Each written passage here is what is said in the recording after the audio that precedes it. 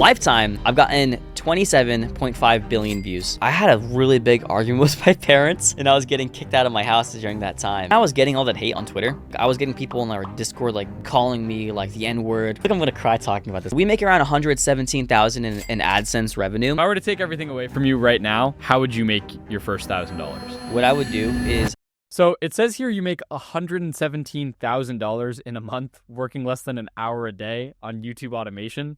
Tell me how this is possible. yeah, I mean, so we run 38 YouTube automation channels right now. Actually, a couple of weeks ago we were at 36. Now we're at 38. I have a pretty big operation. We have 6 to 7 managers now who are working underneath our channels, and we have over 100 editors as well. And we've been scaling this, this entire business up pretty quickly. That's freaking crazy. So how many views do you get each month? Oh, let's talk about the views. So lifetime, I've gotten 27.5 billion views in the past 8 months. But for the past, That's insane. Yeah, for the past month, we've gotten 1.9 billion views. The goal for next month is going to be 2.5 billion views. Yeah, that's insane. And then how do you actually make money from this? Like, what is your profit like at the end of the day? We make around 117,000 in AdSense revenue. And the reason, you may think, oh, that number is so high, but, it's really low compared to that number. Well, it's because, qualified views is part of that. And then also I get around 50 to 60% equity and total revenue afterwards. So the profit ends up being around like $60,000 to $70,000. So Deven, I want to start by talking about how we got like formally introduced, which might have been like one of the worst. I can't imagine what your impression of me must have been. But for anyone watching who doesn't know this, what happened is my mod on my Discord, or like my admin, put out, I have like this thing on my Discord called the Wall of Shame. And like anyone who's caught like doing something shady or scamming someone or something gets put on the Wall of Shame.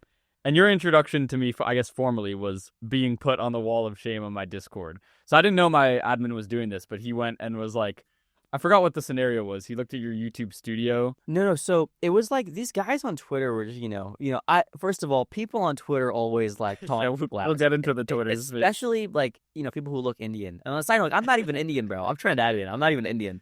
But these guys on Twitter basically tried calling me out for scamming, saying I was a course seller. I don't sell a course. Saying like I scam, my channels aren't real, and like your mod posted it in your Discord, and I had to go on a call with your mod and like show him every one of my channels, and he was like, "Oh gosh, I am so sorry." Yeah, I think the first thing that happened was you messaged me and you were like, "Dude, what did you just do?" And I was like, "What do you mean?" I was like, "What do you mean? What did I do?" And then I checked my Discord and he announced that, and I'm like, "Oh boy, oh yeah, like is something wrong here?" So you just hop on and you just start showing me your channels one by one, and I'm like, yeah, I'm like, hey, so here's this channel. This channel made like 30 grand this month. This channel was like 15. This channel's down 7K, and I just keep going through all the channels. I remember your mod was like, I am so sorry. Yeah. So yeah, we re-announced that, we fixed that, but yeah. How was your impression of me at that point? Honestly, I knew it wasn't your fault. I was like, I know Bennett wouldn't. I know. I watched your videos before, like I was like a part of your community, so I knew he wouldn't like call me out. I think it was an honest mistake, and I think your mod was like, people feed into it. But at the time, I was thinking like, oh gosh, I hope he's not like a little racist toward me. But luckily we're here now. So yeah. No, I think the issue is I actually kind of got in this mode like when I first started, like, and now I've kind of realized that for you to actually call someone out, it's really good for you to have really, really, really conclusive proof before you ever say anything. Yeah. Because, I kind of went through a phase where I was, like, trying to be, like, the police in the make money online space, basically, and, like, call out everyone. And then, like, I realized that, like, you get the side of the story from someone who thinks they got scammed. Yeah. And if you don't check the side of the story from the other side, you confront them, and they're like, we refunded him. You didn't see this? Yeah, and he's like, exactly. Oh, I got refunded. I didn't see it. Yeah, exactly. Like, exactly. Right, well, I went through all this. Dude, yeah, there's a lot of people who will start drama for really just attention, especially on Twitter. Like, there's so much people who start we'll get into that. Yeah, we'll get into that a little later. Okay, so in your opinion, do you think YouTube is skill or luck, or what's the ratio there? So, I'm honest, it's entirely skill, right? I don't see YouTube is luck based. I don't like when people like use the word luck just in general. I've eliminated it from my vocabulary. I don't, unless I'm gambling, but I don't really gamble. But other than that, just in general, I think YouTube is very skill based. I look at YouTube in a very different landscape compared to most creators. I look at it as a business owner, right? I try to look at YouTube like I'm operating a multimedia company. I look at all the analytics, like, they are basically giving me solutions. When I see a bad analytic, that is them giving me a solution. So if I fix that, then, I get more views. Yeah. My kind of view on social media as a whole is I view it kind of like poker, like how I view luck in poker. Yeah. Yeah. Not a gambler myself either, but yeah. So like if you look at any particular hand, I view this as like any particular post, it's kind of luck. Yeah. So like you could beat a poker master in like one round if you just got dealt a better hand. But every year it's the same like 5 blokes on the championship poker table. I see. And so over enough time, it's always the same people that'll rise to the top. So I think a good thought experiment would be if you reset everyone to 0 subscribers right now, like in 5 years, would it still be the same content creators at the top? Yeah. Would it still be? And so like, no doubt in my mind, MrBeast would be at the top, basically. 100%. I 1,000,000% agree with that. Yeah. Yeah. But like, would MrBeast have the first viral video on YouTube? Maybe not. Yeah. But he would be at the top within 5 years. I really think that he probably would be at the top because, like, you said that the poker analogy. I love that analogy, by the way. It's just like the people who are the most skilled will reach there. And a lot of people, they think it's luck. Like, the majority of people think poker is luck-based, right? Same thing with YouTube. Like, people think YouTube is luck-based, and they say, oh, MrBeast is only a very popular, YouTuber because he has a big audience. It's like what came first, the chicken or the egg? Yeah. It's like, you know what I mean? It's like, obviously, he had to grow that skill first. Yeah. And that's how I view it. If someone comes and they're like, oh, I had one video and it had this good of a swipe rate and it did bad. Yeah. It's like, well, yeah, you can get unlucky one time, for example, but it doesn't mean that. But like, if you consistently get really good analytic videos over time, you're going to get videos that pop off. And speaking about that as well, talking about the analytics a little bit, but you're talking about swipe ratio and someone's video didn't go viral. Like, there are over 30 different metrics that you can look at on your YouTube video to see what went wrong. There's so many different metrics. There's swipe ratio, length of video, average view duration, demographic, audience demographic, age. I can keep going over it. But people will look at one analytic and think, oh, this was good, but this didn't do well. Like, they don't even look at the length of their video, the average view duration, or they don't even look at the niche they're in or how long they've been actually uploading for. And this is a big problem that I see a lot of my students encounter, and just in general, just people on my Discord, they'll be asking me the same questions. I just always see it. Yeah. I think we talked about this too. I think a lot of people overlook the fact that, like, if you get a video that performs well, but it's in a niche where there's a million people doing the exact same thing and not that many people even want to see that type of content. Yeah. It's just going to be hard to beat the competition. You have to do something different or that is actually better than what other people are doing. Yeah. Something I like to do is I like to look at my niche, look at all my competitors and see who got the most viral video and put that as my standard. Like, that's what I like doing. So, like, for example, if I'm making videos about pottery or something, or like basket weaving, if the person in that, particular niche got like 10 million views, then me making the excuse that this niche is too small is not true because they got 10 million views in this niche. Okay. And do you want to go more in depth on like TrustScore and how that actually works in terms of like skill? Yeah. Let's go. We're really super in depth. Yeah. Because we talked about it a bit before. So first of all, I mean, again, TrustScore is basically like your credit score for your YouTube channel. If it's higher, YouTube's going to trust you more and they'll give you more loans or just more views. Yeah. Right? And this is partially skill-based and partially just setting up your channel. So I'm going to go through like every single step with the TrustScore. You fine with that? Yeah. So go tell me everything. First things first, right? You want to make sure you have an aged Gmail. A lot of people, they think that you need to have an aged YouTube account to go viral, and that's not true. You can make a video on day one, you can hit like 10 million views on a YouTube channel. It's just a matter of making sure you set up everything else beforehand. So, having an aged Gmail is good. People always ask how old it should be. Around 6 months. 6 months is like a good place to be for your aged Gmail. YouTube age doesn't matter. Now, when you actually go into your YouTube, the first thing you need to do is change your handle and then you change your username, go into your settings, and then make sure you enable feature eligibility. This is like a feature you need to have enabled if you want to get pushed. This is basically just verifying you're a real person because you need an ID in order to do that, and then you also need a phone number. Yeah, this is also true if you try to like upload a thumbnail on a channel, right? You need to verify yourself. Yeah, okay. And then, after you do that, I would go over the basic settings to make sure that you have enhanced quality in your YouTube settings. And then after you do that, really just go straight to uploading. And then also, you need a profile picture. I mean, you don't need it all the time, but it's better because if you use a profile picture with your face, your trust score is going to increase, especially with the past 2 years or so. You've just been going in the direction of branding people, right? So let's say you do a profile picture of your face. In your description of your bio, you say, "Hello, my name is Deven. I like making ranking videos," and you really make it personal. The algorithm will actually push that channel out more because they want to push out people. Yeah, exactly. Yeah. I found when I used to run a bunch of channels, I even found like we would have channels that are getting like really low, like in 0 view jail. Yeah. I would post like a long form. We actually called it we would just upload like a joke of the day. Yeah. So I would go from like AI silly superhero videos to like me being like, "Hey guys, here's the joke of the day." I'd post like a little vlog thing. But that actually, I literally saw there was one time we did that and it went like 0 view, 40, 50 views. Posted that video and then right after like 2,000 views. Yeah. And I was like, immediately. I think it's just making YouTube think that you're a human. Yeah. Yeah. That's like the first part of the trust score. Yeah. Making sure YouTube knows that you're not a bot. Yeah. But and that's getting out of 0 view jail basically. Yeah, that's exactly. It's a 0 view jail.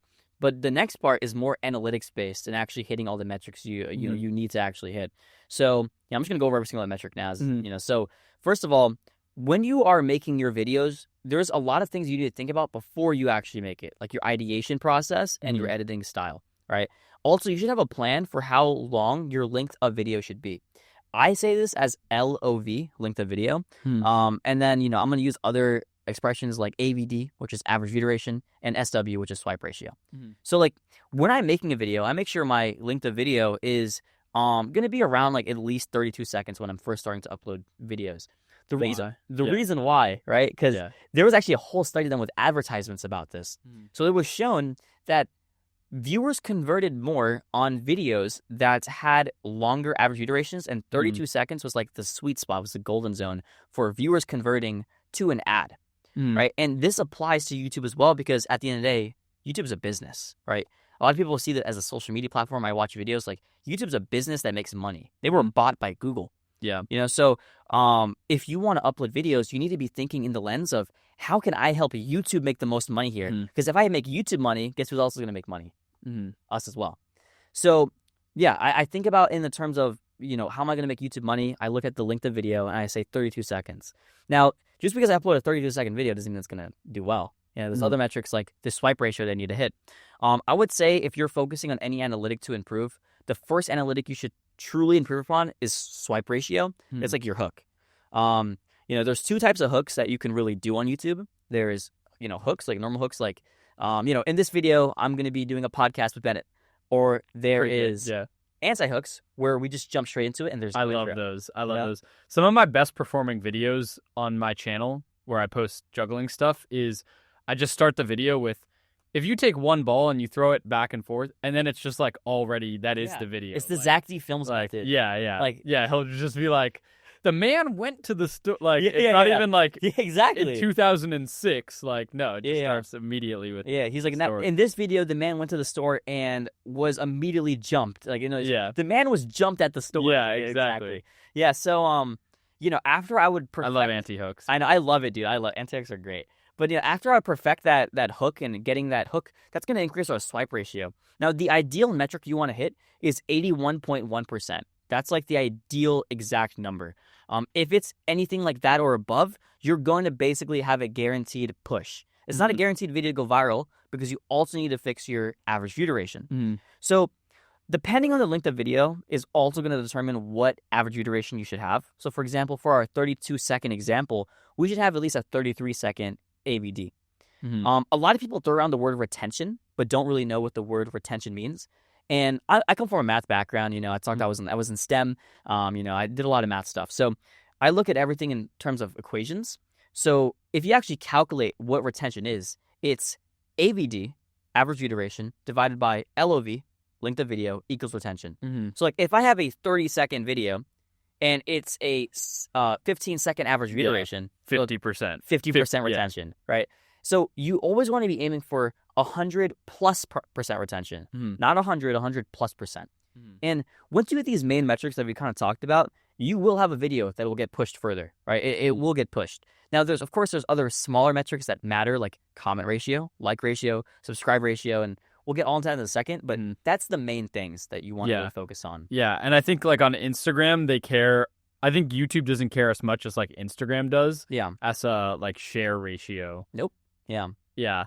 Like I think one of the reasons is because Instagram has a native way to share videos within the app. Yeah. So they're looking like, oh, are you going to DM this video to your friend on Instagram? Versus YouTube, you don't have friends on YouTube. Dude. So they don't care as much of did he share this video to his friend because there's no native way to do that. If YouTube added a sharing feature, that would be insane. Yeah, I don't know why they don't let you add your friends. I would love to have like I guess they do have shared playlists on YouTube. Yeah. But just like DMs. Yeah, can you imagine like DMing people a video sharing on YouTube?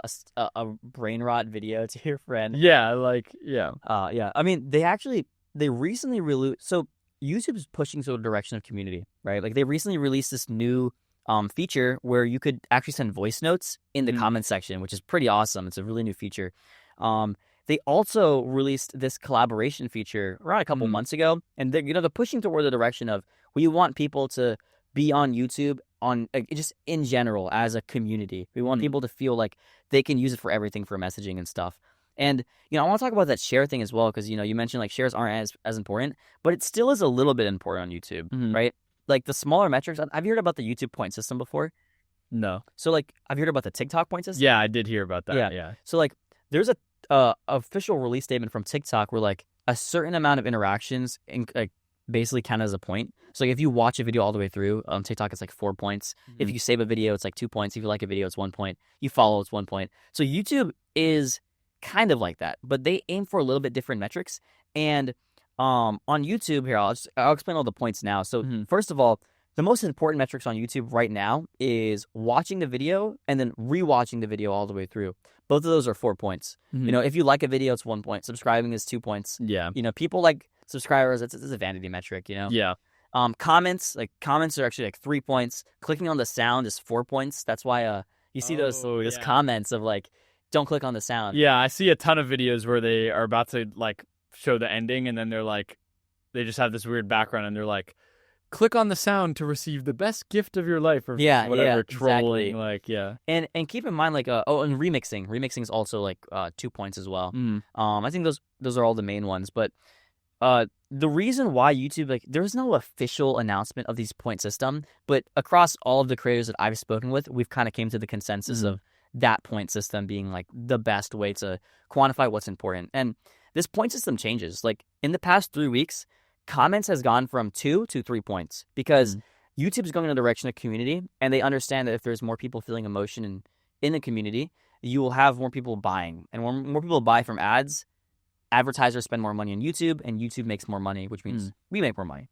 So YouTube is kind of pushing comments a little bit further right now, which is why comment ratios are like really important for YouTube. So how do you get people to comment on your video? So, getting a comment or you need to do some type of call to action, like a CTA. So there's 2 types of ways to do a CTA. You can either do a visual CTA or an audible CTA. Visual would be like popping up, subscribe, or audible being like, subscribe if you should save this kitty. Now, the best way to get a CTA on comments is actually indirectly telling them to comment without actually saying it. So what I do is I basically, let's say I'm doing a ranking video, right? Or I'm doing a commentary video on like animals. And let's say we're talking about, let's say bunnies. So if I'm doing a commentary video about the world's cutest bunnies, and I go like number 5, this ugly bunny was running down the street. And then on number 4, I'm like, this cute bunny, and they look the exact same.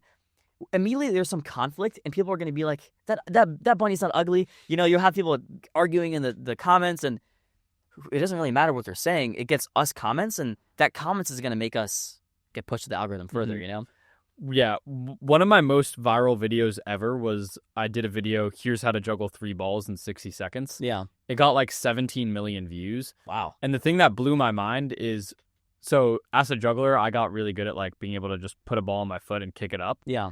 And so I did that pretty nonchalantly. I'm like, start with 1 ball, throw it back and forth, and get your second ball. Like those Minecraft videos. Yeah, and it was below the camera, and I didn't really think about it when I posted it. And then like half the comments were people saying, did nobody see how he just like made that ball like come out of nowhere with like, dude, how did that ball just appear out of nowhere? Like, and I was like, oh my God, like I didn't even mean to. Now every video I upload, I like purposely put it out of frame and then just like siphon the ball into my hand to Dude, make it look like it's coming out of nowhere. It's all about emotions, right? Because when you do that, what do the viewers feel? They feel like, like surprised, Yeah. And that same emotion applies to every social media platform, not just YouTube. So like with YouTube specifically, they're looking for three things. They're looking for, to make the most money possible. Like that's what YouTube wants. They also want to keep people on their platform as long as possible, and they want people to be satisfied. And YouTube quantifies being satisfied as just an emotion. Like you can make an angry, happy, sad, relatable emotion if they are able to feel that and they showcase it through comments, or maybe they rewatch a part of a video. Like retention can quantify, emotions. So, if someone rewatches a video 3 times in this part of the video, then YouTube's going to anticipate that this part of the video has a higher emotion. Yeah. Yeah. One way that I tend to think about it is like the reaction that I'm always trying to elicit from people who watch my videos is like a reaction that would actually happen in real life. So it would want to be something where I saw it and I'd be so compelled by it that I'd have to be like, yo, Deven, you got to see this, bro. Yeah. Like that's how I want them to feel. Like whenever that happens in real life, if you saw like a crazy lightning strike or like a scenic mountain view or someone dying, again, it could be a positive or negative emotion. Yeah. It's the thing that you want to be like, yo, bro, you have to see this. Yeah. And triggering that reaction digitally is just like you sharing the video to them. Exactly. Or, yeah. Or you telling other people to watch it literally, or Yeah.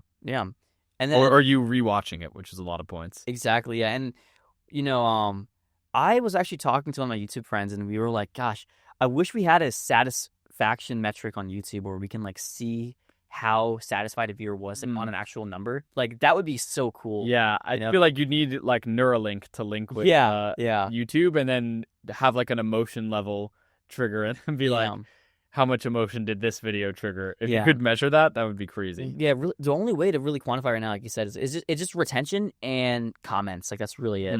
I mean, but YouTube has backlog data. Like for example, they track the exact second someone likes a video. They track the exact second someone comments on a video, right? So like if they see a lot of people are liking at this point as well, like that's when point. Yeah, that's when they know the emotion is there. Yeah. Very interesting. Okay.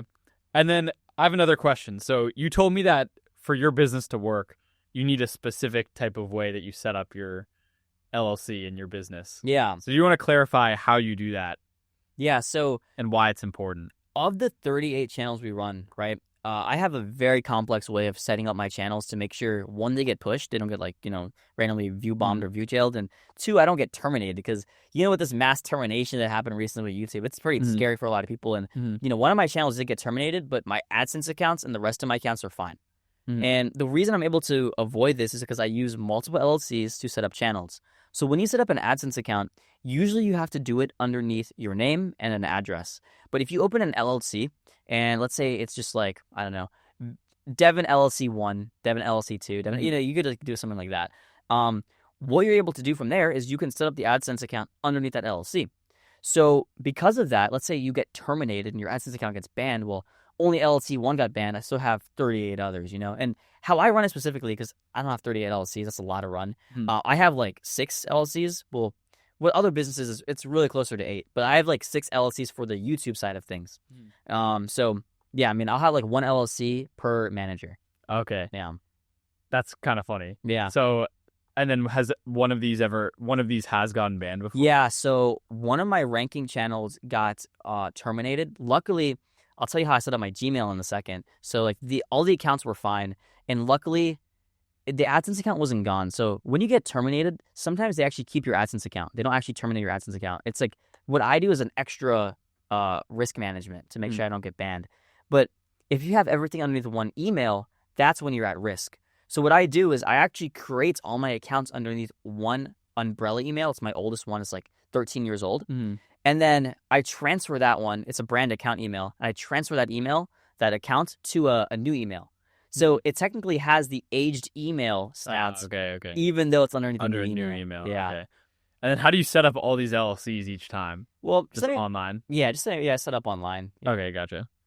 That's pretty crazy. Yeah, I was so scared because like 100. Like if you lose one account, like for example, one of our accounts are up 20K this month. Like that's like maybe around like 16-15% of the total revenue for like everything. Like if you lose a channel, it's like 15% of your revenue gone. And as a business owner, like that's just like that's an awful. Yeah. You know, and these accounts, like a lot of them, they pay my editors, they pay my managers. You know, they don't have jobs because they work for my YouTube channels. So if I lose that account, they're in danger too. So I need to make sure I de-risk as much as possible. Yeah. What does taxes look like under that formation then? Oh gosh. So so for taxes, that's why I do the 50-50 split, right? Because the 50-50, the first 50% goes to the managers, but they also pay for the editors. I get to pay for the taxes.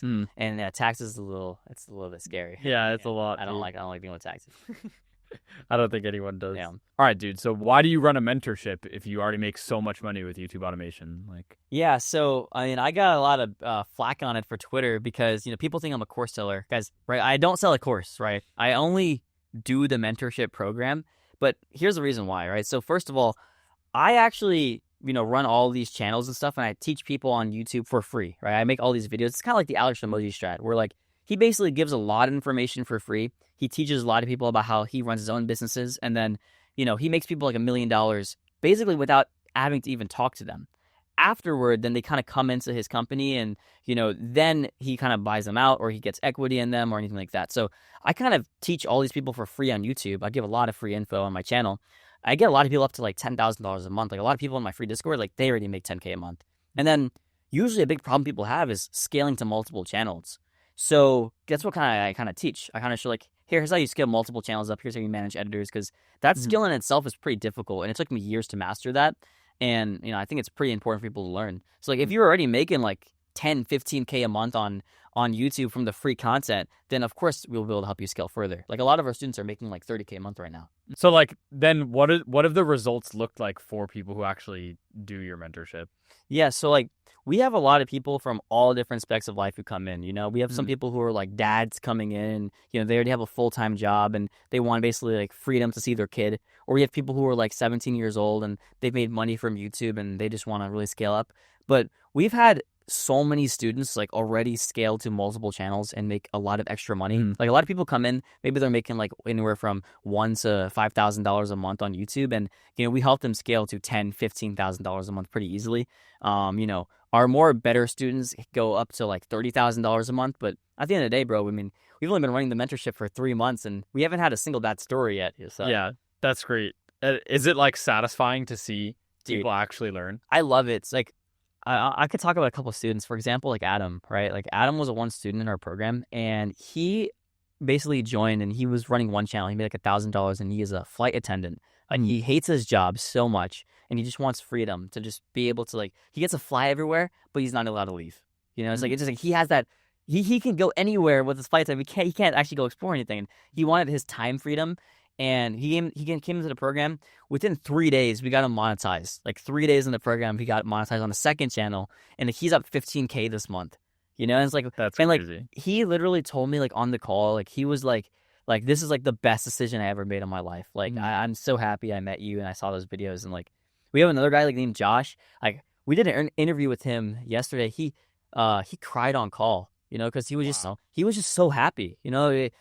Within was it 8 weeks, he got 260,000 subs within 8 weeks of working with us, and he was doing YouTube for 15 years prior. And like another guy is like we have Alex, and like Alex he has a wife and a kid, bro, and he works like a full-time job. He makes pretty good money as a full-time job, but his job was like so stressful he wasn't able to spend time with his kid. And like he called me the other day, and he was like eating with his kid at lunch, and he said thank you for just like that's awesome. Giving me time, and it's like stuff like that, like me being able to see people's lives change, and like even in the free Discord, seeing just people's like wins, seeing people like being able to just change their lives. You have a wins channel? Yeah, dude. So we have a wins and student wins. Like the wins is like more like people kind of breaking out of 30K jail. Like the student wins is people getting like 20, 40 million views in like a 48-hour mark period. Yeah. And like, I don't know. Like I could keep talking about students, bro. Like this other guy, his name is Jason.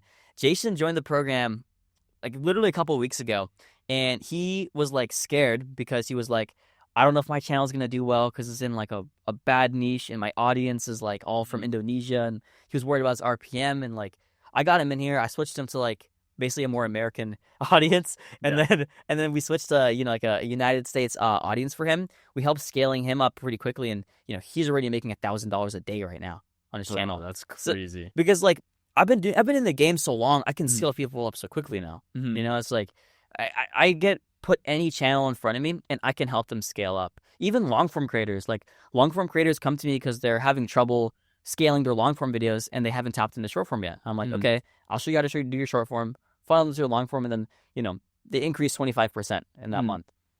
Bro, that's awesome. I think for me, I've had a similar thing where it's like I put out a video on my channel showing exactly how to appeal if you get hit with content reuse on YouTube. Yeah. And I just showed my exact appeal video and said how you do it. And I still get messages of people being like, dude, I just used your appeal script and like won my appeal and I'm monetized still. And thank you so much. I know. Like, I love it, dude. The amount of like emails I've gotten too of like, you changed my life and stuff like that. It just, I don't know, it's really nice. And like another thing is like, me and you both, we don't gatekeep, man. We don't gatekeep anything. And like, I don't gatekeep any of the information. Like the only reason I have a program is because sometimes it's so specific to what you're doing, like I can't make an exact video for someone because they have exact problems, and like, of course, if I'm going to take my time out of my day to teach them, then yeah, I'll do a mentorship for them and help them out. Oh yeah. So why actually sell a mentorship? Why not just scale up the revenue on your own channels? And what's the long-term vision there? So when I started the mentorship, I was at 35 channels, and that was around 4 months ago. I've been doing this for a very long time now, like doing all these channels. And in that season of life, like I felt a little bit like, originally, actually, I just posted my results on YouTube. Like I wasn't even selling anything. I posted for fun because I was just like, I just got 1 billion views. Finally, I'm going to post something about it because at that time I got 1 billion views. Now, when I posted that, I had a lot of people asking me to help them, and I actually taught a lot of them for free. Just because, like, I can help build a community, I can help them out. Yeah. And I started teaching these people for free, and I started getting the results. And, eventually so many people were asking me. I was like, I couldn't help all these people anymore. So that's when I started telling people, no, I can't. It's like, I'm busy. I also have channels I'm running. I don't have time to do this. And they were like, hey, I'll pay you. And I was like, well, okay, I'll try it. And then, he ended up paying, like, this one guy, he paid like $400 for like one call. And, I taught him. He instantly made money back within like 2 weeks.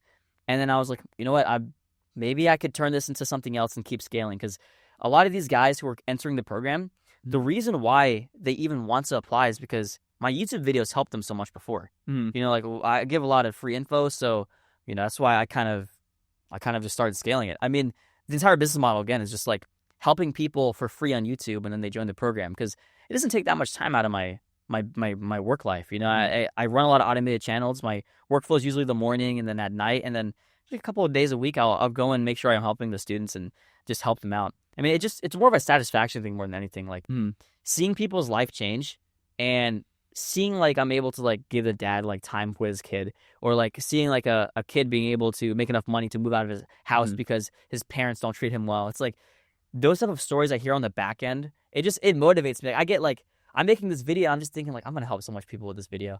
you know? Like that's the entire point of it. Dude, I think like anytime you get sad, it's just like look at the wins channel on your Discord and it's like, that's fucking. When I was getting all that hate on Twitter, and like especially like I was getting people in our Discord like joining, like calling me like the N-word, calling me like, dirty Indian and all this stuff. Like it was the most hate I ever got in my life, bro. Yeah. And it was like, normally stuff like that doesn't affect me because like I know who I am, but it was a lot to the point where like my heart hurt a little bit when I saw that stuff. And seeing all those people talking bad stuff about me when I've worked so hard my entire life, like that was a little difficult for me. But seeing my community back me up, and like I didn't have a single student turn on me because I've helped all of them. Like I had students coming forward, joining other Discord servers, defending me. And like, people were like spreading misinformation saying like, even his students doesn't make money. And like, I didn't have a single student that like reached out, like even in our program, it's like, if anyone is upset, like I work with them until they are. I make sure they get what they need. Cause like, my name is important for me. Like, yeah, same. Yeah. Like Deven Staneth, like that name, I want that to carry in the future. Like that name is not just for me, but that represents my family. It represents like, going to be my future wife, my kids in the future. Like I want to make sure that name has a good name to it. And I've worked very hard in my life to do it. So, scrolling on the win channels and just seeing everyone winning, it makes me happy, bro. Yeah. Dude, it's actually crazy. Like I think a lot of people don't think that like online hate can get to them, but like yeah, when you actually try to like put out good videos, yeah, it can be crushing because like you're like, dude, I'm like one of the few people who I feel like is trying to actually help. yeah. And it's like, and the comments aren't like, dude. but the thing is, like, most of the comments are positive. Yeah. That's the thing to remember. Yeah. Like, Usually it is. some are negative, and that's the ones that you're like, why are you mad? Yeah. But a lot of people, most of them are positive, and a lot of them are very, very positive, and they just don't comment. Yeah. That too. Dude, I mean, like, both of us have been through like a little bit of beef before too. So, Yeah. you know, we really just try to help people, man. And like, I don't know, that like, I feel like I'm gonna cry talking about this. I'm not even joking. It's not fake.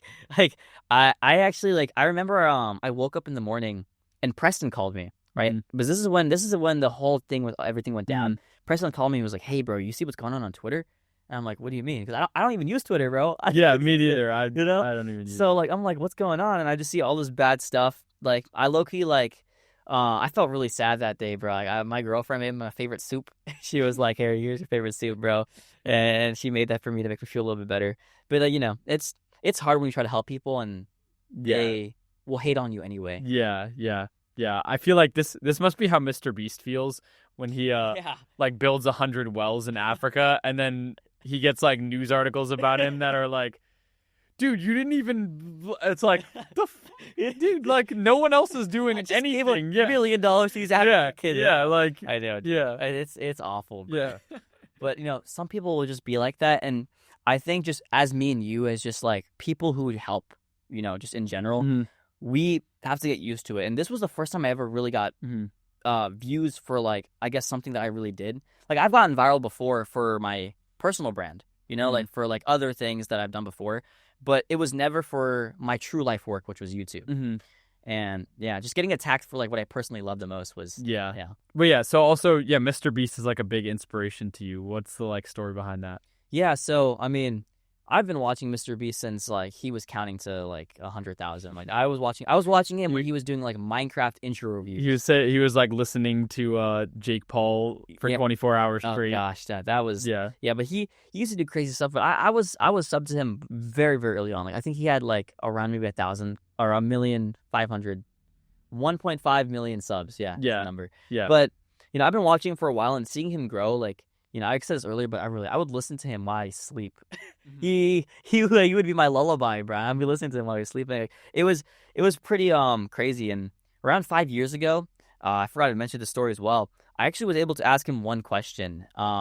It was like in a group call. It was like this new app where you can like join calls and like you can ask him a question. And I somehow got in there, and I was able to like ask him one question. Like it was like a group of like a lot of people. And I basically, I have like the screenshot of it. I was so young, bro. So like all I have was a screenshot. But I basically asked him like, if you could pick any niche, what would you pick?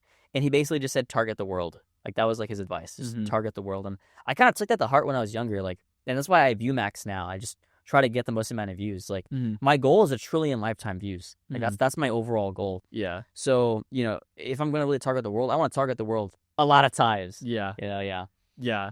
I feel like that goes back to like hitting all languages versus yeah. I had some other thing. I think I heard that like 95 out of the top 100 Instagram creators were like languageless. Yes, yeah. Yeah.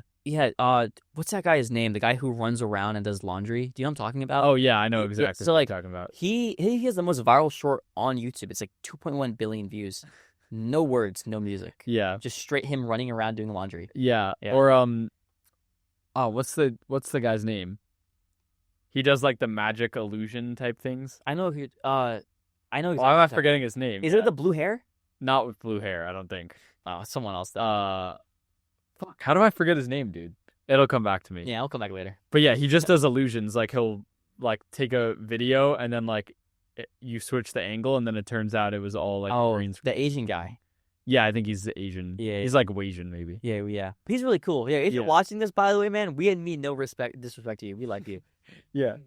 Zach King? Yeah, Zach King. Oh Zach my god. King, Yeah, that's what it was. Wow, yeah. Okay. His name was memorable. I was gonna say Zach D. D. Yeah, I know. I And I was was like, gonna that's say not too, him. bro. So like, I don't know. That's so funny. Yeah. Yeah, Zach King, I think he's like one of the biggest creators I see on. Yeah. Rarely ever Zach King uses is awesome. English or anything. That's so funny. I was thinking. Yeah, I know. What do you think is the hardest thing for people to actually like be successful making money?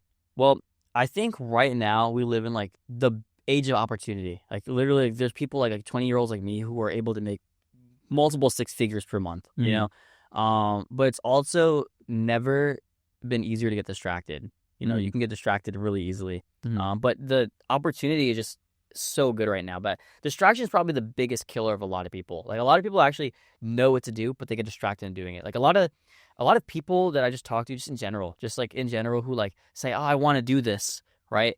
They say they want to, and then they go play Skate 3 or Roblox. Roblox, yeah. Instead of making Roblox videos, they just play Roblox. Yeah, or making Skate 3 background and then doing commentary over it. You know, like you can turn everything into content. I think it's just never been easier to get distracted. Yeah, I agree. This year I've kind of been aiming to do like a really, really intense. I think a lot of people get distracted by like games, but for me, I get distracted by like wanting to try another side hustle. Yeah. And I really think the path to the quickest amount of like large money is being solely focused on like a thing. Yeah. Instead of like bouncing around to like a million different things. The shiny object syndrome. Yeah, exactly. And distractions doesn't necessarily have to be a bad thing, right? Like Hormozy said, like, you know, like the woman in the red dress, like as you start getting better at just business, you start making more money in general, you will get more opportunities. You will have more chances to make money. You know, for example, like the steak deal, or like I've had other companies that I won't say have reached out to me trying to pay for like sponsorships on my channel. I've said no because I just don't want to affiliate with them. Same. You know, I'm sure you've dealt with a lot. Yeah, I mean, I basically say no unless it's a tool that I actually use. Yes, exactly. I mean, exactly. And the other thing as well is like if you are actually going to, you know, say yes to opportunity, it should be in your direct lane of path. Like, for example, if you're doing YouTube automation and then you start learning how to do dropshipping and you're like, oh, I can use these views to do dropshipping. Dropshipping is also finding a product, making a website, and all this other stuff as well. So, you know, you have to learn all those skills in order to actually scale up. And it's better to focus on one thing. Like, if you focus on only YouTube automation for the next, 3 years, you will make a lot more money. I've also gotten super, super focused on like,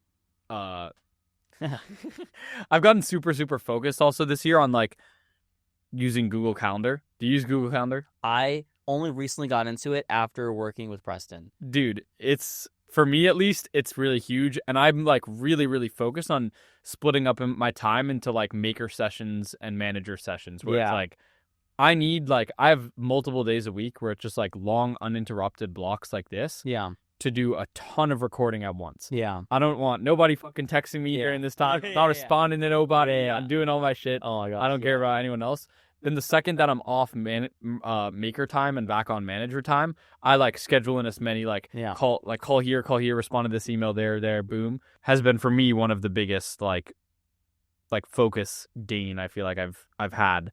Yeah. Like scheduling out maker time and manager time separate. Yeah, no, I love that, bro. I love that, especially because I mean, before I actually started running multiple different the mentorship, that I run, like I also take time out of my day for that as well, and then I also do the YouTube automation, and then I'm also starting a SaaS company as well. So like spreading out my time is very, very important and putting things on priority. Like, for example, like I have certain days that are blacked out only just for YouTube because exactly. It's what I do for a living. It's my life. Yeah. So if you were to start back from zero, yeah, like I were to take away all your money, take away all your channels today, that would be a great, if anyone has can help me with that, so let me know. But yeah, if I were to take everything away from you right now and you were restarting from zero, how would you make your first $1,000? How would you get back to where you are today? It would probably take me at max 2 weeks. What I would do is I would start a new YouTube channel. Right, I'll start a YouTube channel, and then I would just go straight into like probably a ranking niche, and start uploading ranking videos. My first video would probably get like 30,000 views. My second video would probably get 30,000. Then my 48-hour mark would be around 50,000 views. Then I'll start uploading 3 videos a day, right? And then within a week or so, I should be able to apply for monetization. I'd probably be at my 10 million. That's crazy. Yeah, I mean, do I have all the information that I have before, right? Like, yeah, you remember everything that you know. Okay, yeah, then just pretty much just retention. I would a retention hack, and I'd also just increase my TrustScore on the channel as much as possible, right? So after I, start uploading for like around a week or so, I should be able to apply for monetization, and then I have like 1 week left, so I should be able to get in probably within 2 days or so. And as soon as I get monetized, I'll probably be making like maybe 300 to 500 a day is what I would be saying. Like when I get monetized. the other thing as well, though, is I actually get paid out by YouTube for another 2 weeks, so maybe it'll take a month. Yeah, true. Yeah. Yeah. Unless you like happen to do it between like the 21st and the 26th of the month, and it just like lines up. Yeah. You get like the I payment have right to in time. get reset perfect. Yeah. You have to get. I'll reset you on like the 14th so that the payment happens. Like, Yeah, right yeah, as you that'll be monetize. perfect for my timing. Sounds yeah. good. Yeah. Well, how would you get back to where you are today? Like, how long do you think that would take you? Well, okay, that would actually probably take me maybe a year or so, Mm. because finding the editor and training him is probably the slowest part, right? Like, if I had the editors that I had access to before with this knowledge that they did now with everything I taught them, but it took me like at least 4 months to train my first editor to really know how to do YouTube properly. Like, it takes a pretty long time. So, realistically, probably a year, because once I'm on that first editor, I already know everything I need to do to scale up from, 3 channels to 36 plus. But yeah, so that brings me into, I guess, like, I want to know more about you, because we both did YouTube automation. It seems like right now it's your main side hustle. Yeah. It's not really my main side hustle anymore. But what got you into entrepreneurship in the first place? So when I originally started entrepreneurship, I was actually like 13, right? I was 13 years old. I was really just making Fortnite videos. But that's how so many people I know started. That's how like Luke started. Well, actually, to be honest, my first video was actually a water bottle flip video. I was watching Dude Perfect, back like so long ago, like 2015, 2016. So when I was watching all these trick shot videos, I decided, like, you know what? I'm gonna try to make some videos myself because I want to be entertaining. I started making skits and water bottle flip videos. I was doing soccer trick shots. I was trying to do backflips and all this funny stuff, right? Do you have that save still? Yeah, I'd love to put that on screen. Yeah, we'll put it. I'll send it to you. Yeah. Put it Okay, on screen. bet. So those videos were so long ago. But when I was making those videos, it was really funny because I was just doing it for fun. Like we did like little skits where like I would get shot, and then we would put like little like Nerf gun fights and all this stuff. But as I started doing YouTube more and more, it became more fun for me. And when I was younger, I really didn't play games. Right, I didn't play games. I was always outside. But as I started playing games more and more, I started playing like Fortnite, and I started streaming. Right, and then when I started streaming Fortnite, I started doing like fashion shows. At one point I had like 400 viewers on like Fortnite, like YouTube, and I started making money. I got monetized, I think, when I was like 15, and then that's crazy. Yeah, I made my first like couple $1,000. I think I made like $4,000 in the summer playing Fortnite, and it was really funny at that time. What did your parents think of you making money as a 15-year-old Fortnite streaming? So yeah, I was actually in school still, right? So I was in like, I think 6th grade. I don't know if it was 15. I can't remember. It's all blurry now when I think about it. But I was in 6th grade. I don't know how old I was in 6th grade, but I made like $4K. I told my dad, and the first thing my dad said was like, "Oh, that's like, that's pretty cool, Deven." And he didn't understand the little fire under me to just keep making more money. He later would have regretted for a little bit, and we can get into that a little bit later about the conversation with my parents when I started making more. But originally they were just like kind of just like, "Oh, he's making money from video games, huh?" Yeah. I saw this meme the other day where it was like when you're making $60,000 a year and your parents are like, "Oh, wow, we're so proud of you." So, and then it's like if you make $100,000 a month and the parents are like, "What are you going to do if you lost this money?" This like conversation I had with them like 2 days ago, bro. I had this conversation with them right before we drove in over here and we did this pod. I was talking to them about, because I don't really talk to them about my finances and stuff like that. But, like last month we made 117K, and I told my dad that, and the first reaction wasn't, "Well, that's so good." It was just like, "So what's your future? What's your next plan? What if you lose it?" Yeah, exactly the same. Yeah, thing. Versus if you had a job that paid like way less. Yeah, he'd be like, "Oh, you're doing great." Like, yeah, exactly. That's funny. So wait, at 15, I only got into entrepreneurship. It kind of just hit me because I was in college. Yeah, and I had to like decide my major. Yeah, that's when I was like, okay, when I feel like the only other thing that could happen is me getting a job if I actually like commit to deciding a major. So I was like, maybe I got to figure out another way to make money. So you were, what was your? You were 15? No, I was 18. Oh, you were 18. Yeah. So I was in college. I was Dang. freshman year. I was like halfway through freshman year in college before I got into any of this. Yeah, a lot of people in the space, they start like so early. So you started like, I guess, a little late, even though you're 18. Yeah, I know. I guess that is comparatively late. But so at 15, did you have ambition to like make money with it, or was just like what were you thinking about when you made your first check from Fortnite streaming? Yeah, 15 years old. I was watching like a lot of like e-com videos and stuff already. Like I was already pretty well versed in it, and like I'm gonna tell the story because this is so funny, right? When I was in 6th grade, I was in math class, and the teacher was teaching something, and I raised my hand and I basically asked like, when am I gonna learn this? Like it was like some like equation or something. I don't know what it was, but I raised my hand. I was like, when am I gonna learn this? Pythagoras theorem. Yeah, yeah, I think that's what it was. And I raised my hand and I asked like, am I gonna use this in the real world? And like, when am I gonna use it?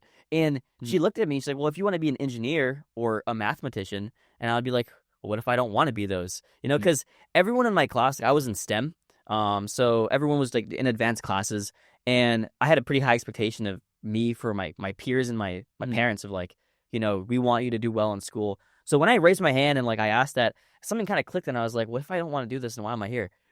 You know what I mean? Yeah. And that's when I went home that day. I started looking up like, how can I make money online? How can I do this? And at that point, I was like, yeah, I got to start making some money. So I was like really young when I decided it. That is great. Yeah, I think almost every entrepreneur has gone through that realization where they're like, this all leads to something that I know I don't want. Yeah. What's the point of this? I have to Exactly figure something different out. Okay, so after Fortnite, or how long did that train last before you found your next thing? It was like maybe a couple years. It's a blur when I think about it. I mean, when I really started taking it seriously, it was like 14, 15, and I think around 16, that's when I was like, I gotta try something else, because streaming, first of all, I was actually at a point where I was so tired of playing games, and also I wasn't making as much money, and real world stuff started happening where I would have to start paying bills and stuff soon, you know? At 16, damn. Yeah, well, not at 16, but like my parents were talking about it. They were like, "Hey, like you gotta move out. Yeah, you're gonna have to move out soon. Yeah, what's your plans for college?" And I was like, "Okay, I gotta figure out how I'm gonna make money." Yeah. So what did you do at that point? So then I started just looking up like more ways to make more money, and I just started like looking. I saw like SaaS, I saw dropshipping, I saw like you could do reselling, and you know, before I actually got into my first real money, I actually started doing Pokemon card trading. So I basically went in my entire room. I looked for everything I could sell. I was like, I need to make some money right now. And I just started selling everything in my room. I found these Pokemon cards, and I listed it on Facebook Marketplace, right? When I listed these Pokemon cards on Facebook Marketplace, these moms started messaging me just immediately wanting to buy it. And I was like, wow, I'm making like, one day I made like $500 in a day. And like at like 16 for that time for me, I was like, that was great. Those are just cards you had like laying around. Yeah, and I probably could have sold it for more now, because they were actually like really OG cards. They were 1995s, but you had some starters in there. Oh, I had a lot. Had some Pikachus. Yeah, I had a lot of stuff, but eventually I sold all the cards out, right? And then I had people still messaging me because the listings were still up on Facebook, and then I was like, I want to find a way to sell some more of these. So I tried finding like some Pokemon dealers, bro. Like I was like selling some underhand Pokemon stuff, and surprisingly enough, I actually went to the official Pokemon site, and you could buy like 1,000 cards for like $12. Like it was crazy. What? Yeah, 1,000 cards for like $12. Like if you go to tcg.com or tcgplayer.com, you could buy for like $12. And I ended up buying like 12,000 cards for like, you know, a couple $100, and I would just sell them, and I would make lots of profits. Like, do you know Mercari? It's like a reselling app. No. Well, like it's like this app where you can like resell stuff and like ship all around the world. And like I made like an extra $4,000 in a month from just like selling Pokemon cards. But eventually that also kind of died down. Yeah, I feel like if you held, it could be insane. Because I know I watched like Logan Paul's recent video. Oh yeah, how he's like selling the Pikachu Illustrator. Oh yeah, the like $5 million card. Yeah, and how like it's beaten the S&P 500 by like 3,000% I know, the past 20 so years. funny, bro. But yeah, I have a friend that does Pokemon. Would you ever get back into it? Because I have a friend that does it, and he's doing really well with it. You know what's so funny? Yesterday, I actually got a notification on my phone saying I got a $300 Pokemon sale. It was so random. Like I haven't even looked at Mercari in so long, and I just randomly got like a $300 sale. So maybe it's a sign. I don't know. Yeah, maybe. I mean, I've been talking to my friend, and my basic investment strategy is pretty simple. I'm like a pretty risk averse guy. I go pretty much 95% in like the S&P 500. And then 5%, I just let myself put money into whatever I want. Yeah. So I have some Bitcoin. And the other thing I'm starting with my friend who does like Pokemon card trading is basically investing in Pokemon cards. But here's the thing, like I don't want to have to carry the Pokemon cards everywhere I go. Yeah. So he's trying to kind of start a business where it's like a basket of goods, basically. Like you could buy a basket of Pokemon cards, or like a Pokemon card ETF, basically. And like, would you still like in person, like, or you like? Yeah, so he would hold on to it for you, and then if it sells or if you want to sell it, then Yeah. there's just some fee associated with that. That's so interesting. And so then you get all the gains basically of the so like my hope is like I buy a Pokemon pack, like an unopened pack.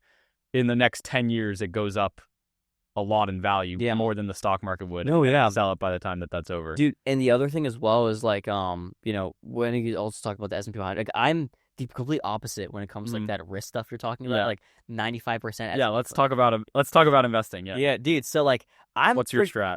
So I did two things, right? And like, you know, we'll talk about like the business model I run with YouTube automation. I like investing a lot back into YouTube, you know, because that's the business model I run. But also like I go pretty well versed into like, oh yeah, this stock is gonna do well this week. I think it's gonna do well. I'll put like, you know, 3,000 in and see what happens. You know, and like because of that, like I'll just have insane gains some weeks. Like for example, like this morning I woke up, I was like up like 5% from like some of the stocks like I invested in. And, like it'll just shoot up really quickly. You know? I'm not too much into crypto though. I've lost a lot of money in crypto, man. Oh yeah. I mean, my strategy is mostly to hold super long term for the most part. So probably smarter. Bitcoin I don't intend on selling for a while. Most of my stocks I don't intend on selling. But one thing I talk to my friend a lot about is that like, you know how the stock market goes up 10% a year, inflation is like 3%? Yeah. Not exactly, because like inflation of the things that people care about is often higher than 3%. So like housing or rent is probably closer to like 5 to 7%. Yeah, my understanding. And so it's like when you invest in the S&P 500, you're not retaining your value as much as you want. And so like then it's like, what's the solution? And I actually really think we're probably in agreement here, which is like investing into your own things that you have control over. It can honestly be the best. Yeah. Like the thing is you have to do it actively and you have to have a skill that can actually make a return on the money. But exactly. Yeah. Like for example, I mean, I know we're going to get in a second, but like with all the channels I run, you know, like a lot of the money I make back, I invested straight back into more editors and just expanding the operation. Yeah. Like, that's how we've been able to scale so many channels so quickly. Yeah. Yeah. And for me, I think about it with right now I run like a channel where I juggle. Yeah. I think about it. I've been spending some money on paid ads and I just think about like the long-term return of that. Like even let's say I run the ads and I pour all the money back in and I lose a bit of money on the paid ads. If I still get more publicity and become a more trustworthy face in the space, like it's definitely worth the money in terms of how much more I'll make back compared to how much I spend. Dude, and definitely better returns than 10% per year. 100%. Obviously, there's active work, but you have to create channels for yourself to be able to invest money and get a better return than 10% per year. Yeah, because, you know, when you invest, you're really relying on other companies you have no control over. Yeah. You know, like you have full control over the revenue you can generate if you put it back into yourself. Yeah, that's what I think too. And like I think that you should, if you're gonna be an entrepreneur, you have to take bets on yourself and you have to and that's why you should be bullish on anything that you have control over compared to anything that's completely out of your control. So I think 100%, man. Yeah, if you're going to invest in something, at least within your work, you want control over the thing that you're investing in. You're speaking my language right now, bro. Okay, so after Pokemon cards, I think I'll tell you my story first. So my gateway into entrepreneurship, as I'm sure most make money online people have had as well, is drop shipping. Yeah. Like when you look up how to make money online, especially probably when we both started, like drop shipping was like the thing. And I think it still is honestly a pretty huge thing.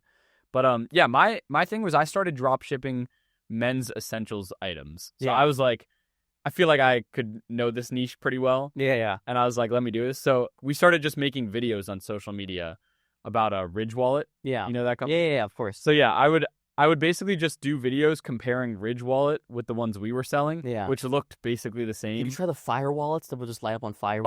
I know I didn't get any of those, but we really were like eyeballing this one thing called Croc Flame. Yeah. Have you seen those like lighter ads where they'll be like, dude, so many 5% lighter. Yeah. Light at 10%. Yeah.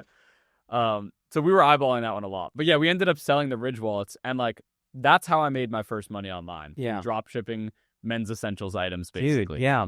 So like when I was getting to, my next thing after the Pokemon cards was drop shipping. And when I actually started the drop shipping originally, it took me like nearly a year before I even got my first couple sales. Like I started off with like this like 3-in-1 charger, and then I would go to like some clothing, and then I tried like some plushies, and I tried all types. I tested like 23 products. It was a lot of testing. And how did you try marketing it? Dude, so I did only organic. Okay. Only organic. I never touched paid ads because I didn't have that much money. Yeah, I didn't Yeah. have any money either at the So beginning. when I did organic, I would just test and test and test, and eventually I ran into this first product that really sold, and it was this shark blanket, right? And this shark blanket actually it made me my first like 10 grand. Like when I hit it, it just made money. And what's crazy is I was actually traveling during that time too. I was going back to Trinidad, which is my home country, is where my family's from, and when I was traveling back there, I just like was getting sales on the plane, and I was like, wow, I'm an entrepreneur. Yeah. You know what I mean? And I was like 17 at that time. So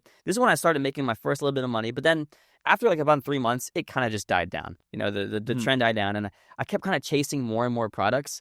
And I eventually landed on this amazing product. It was called this tiny truck. It was like a little Kia truck, and I started basically running this little Kia truck up. You know, have you seen it before? It's like a little truck where you can control I think you around. showed me a little bit before. It's remote controlled though? Yeah, it's Okay. it's remote controlled, and this is where I started learning marketing, and this is where like I started taking all the e-commerce, entrepreneurship, marketing, everything seriously. So I started taking everything seriously because when I launched this product, I was the first person on it. You know, I found it through doom scrolling on TikTok, as you do for finding organic dropshipping products. And I basically made an entire new marketing angle for it, right? It was a little Kia truck, had a little like bed in the background, put little snacks or drinks on it. And I would drive the truck around and like deliver it to my brother because, you know, we made like boyfriend-girlfriend videos. You could probably put it up on screen so they see it. And we made boyfriend-girlfriend videos where like, oh, my girlfriend's mad at me. I'm delivering a little snack to her. And it'd be my brother behind the camera recording. But I made around $20,000 that on my peak month with that, and that's when I was around 18 years old. And that was profit? It was not profit. Okay. It was like this is when I realized dropshipping sucked. Yeah, because I only made like $7,000 profit. Yeah, it was pretty bad. So you know it wasn't really profit, but I noticed something when I made these videos. I started getting lots of views. I had like a 50 million view video. Yep. You know, and I was getting like a lot of views in these videos, and I was like, these videos are going so viral on IG. Why don't I post them on YouTube? Right. So I started posting them on YouTube, and this channel just randomly blew up. It got monetized. It got like 157,000 subscribers just out of nowhere from me just posting my dropshipping videos. And then I started making like $300 a day from this YouTube channel. This is pure profit. It's AdSense. You know? So you made more. Did you make more from AdSense than you did from sales from your videos? So it was around $300 per day. So it was like around $9,000 per month. It was like up and down a little bit. But yeah, I made more with the YouTube, and I was like, that's so funny. Maybe I should try YouTube a little bit more. YouTube instead of trying to sell all this stuff. Yeah. I was like, I was making more from it. So I was like, I should try dropshipping another product and going viral on YouTube. And I tried like doing this Deadpool mask. It didn't work. It didn't work. But that's when like my gateway to YouTube really opened up. And yeah, that's crazy. I think I went through a similar thing because I actually recommend to anyone like starting to do drop shipping as like I think it's one of the best first side hustles. Yeah. Because it gives you exposure to every part of a business, basically, like fulfillment, advertising, offer, like everything. And so for me, the most eye-opening part of when I did drop shipping was I posted one video and it was just my face like smiling at the camera, pointing up at some text, and I just said like the text was just like, imagine paying $200 for a wallet that you could get for $20. Exactly. Or something. Yeah. And it got like 100,000 views. Yeah. I was like, wait, that took me like 2 minutes. Exactly. Are you serious? They can get me 100,000 views. And so like of all the areas that I've looked at when I was trying dropshipping, like fulfilling, getting a nice, like designing a nice website or whatever, I was like, that is the most exciting, that I can get that result that quickly. 100%. With so little effort. Yeah, like anyone watching this, if you guys like haven't started a business model, starting dropshipping is great because, like, you know, as Bennett said, you can pretty much scale anything, and like you can learn all the skills you need to. Like, you can learn like the website design, organic dropshipping. You can learn everything, every single skill model you will need to really go into other businesses in the future. Yeah, no, 100%, and I agree with you. And it gives you the exposure to every single part. And me and you, we might look at it and be like, holy crap, the content, this is so easy and fun. But someone else might look at it and like, holy crap, I could optimize the conversion by like 0.2%. Yeah. Makes an extra $5,000 for this business. Yeah, exactly. Oh my God, that's super fun. Yeah. So that might be someone else's thing. But yeah, I think dropshipping is great. Also, I just also thought it was so funny, like all the products you're mentioning.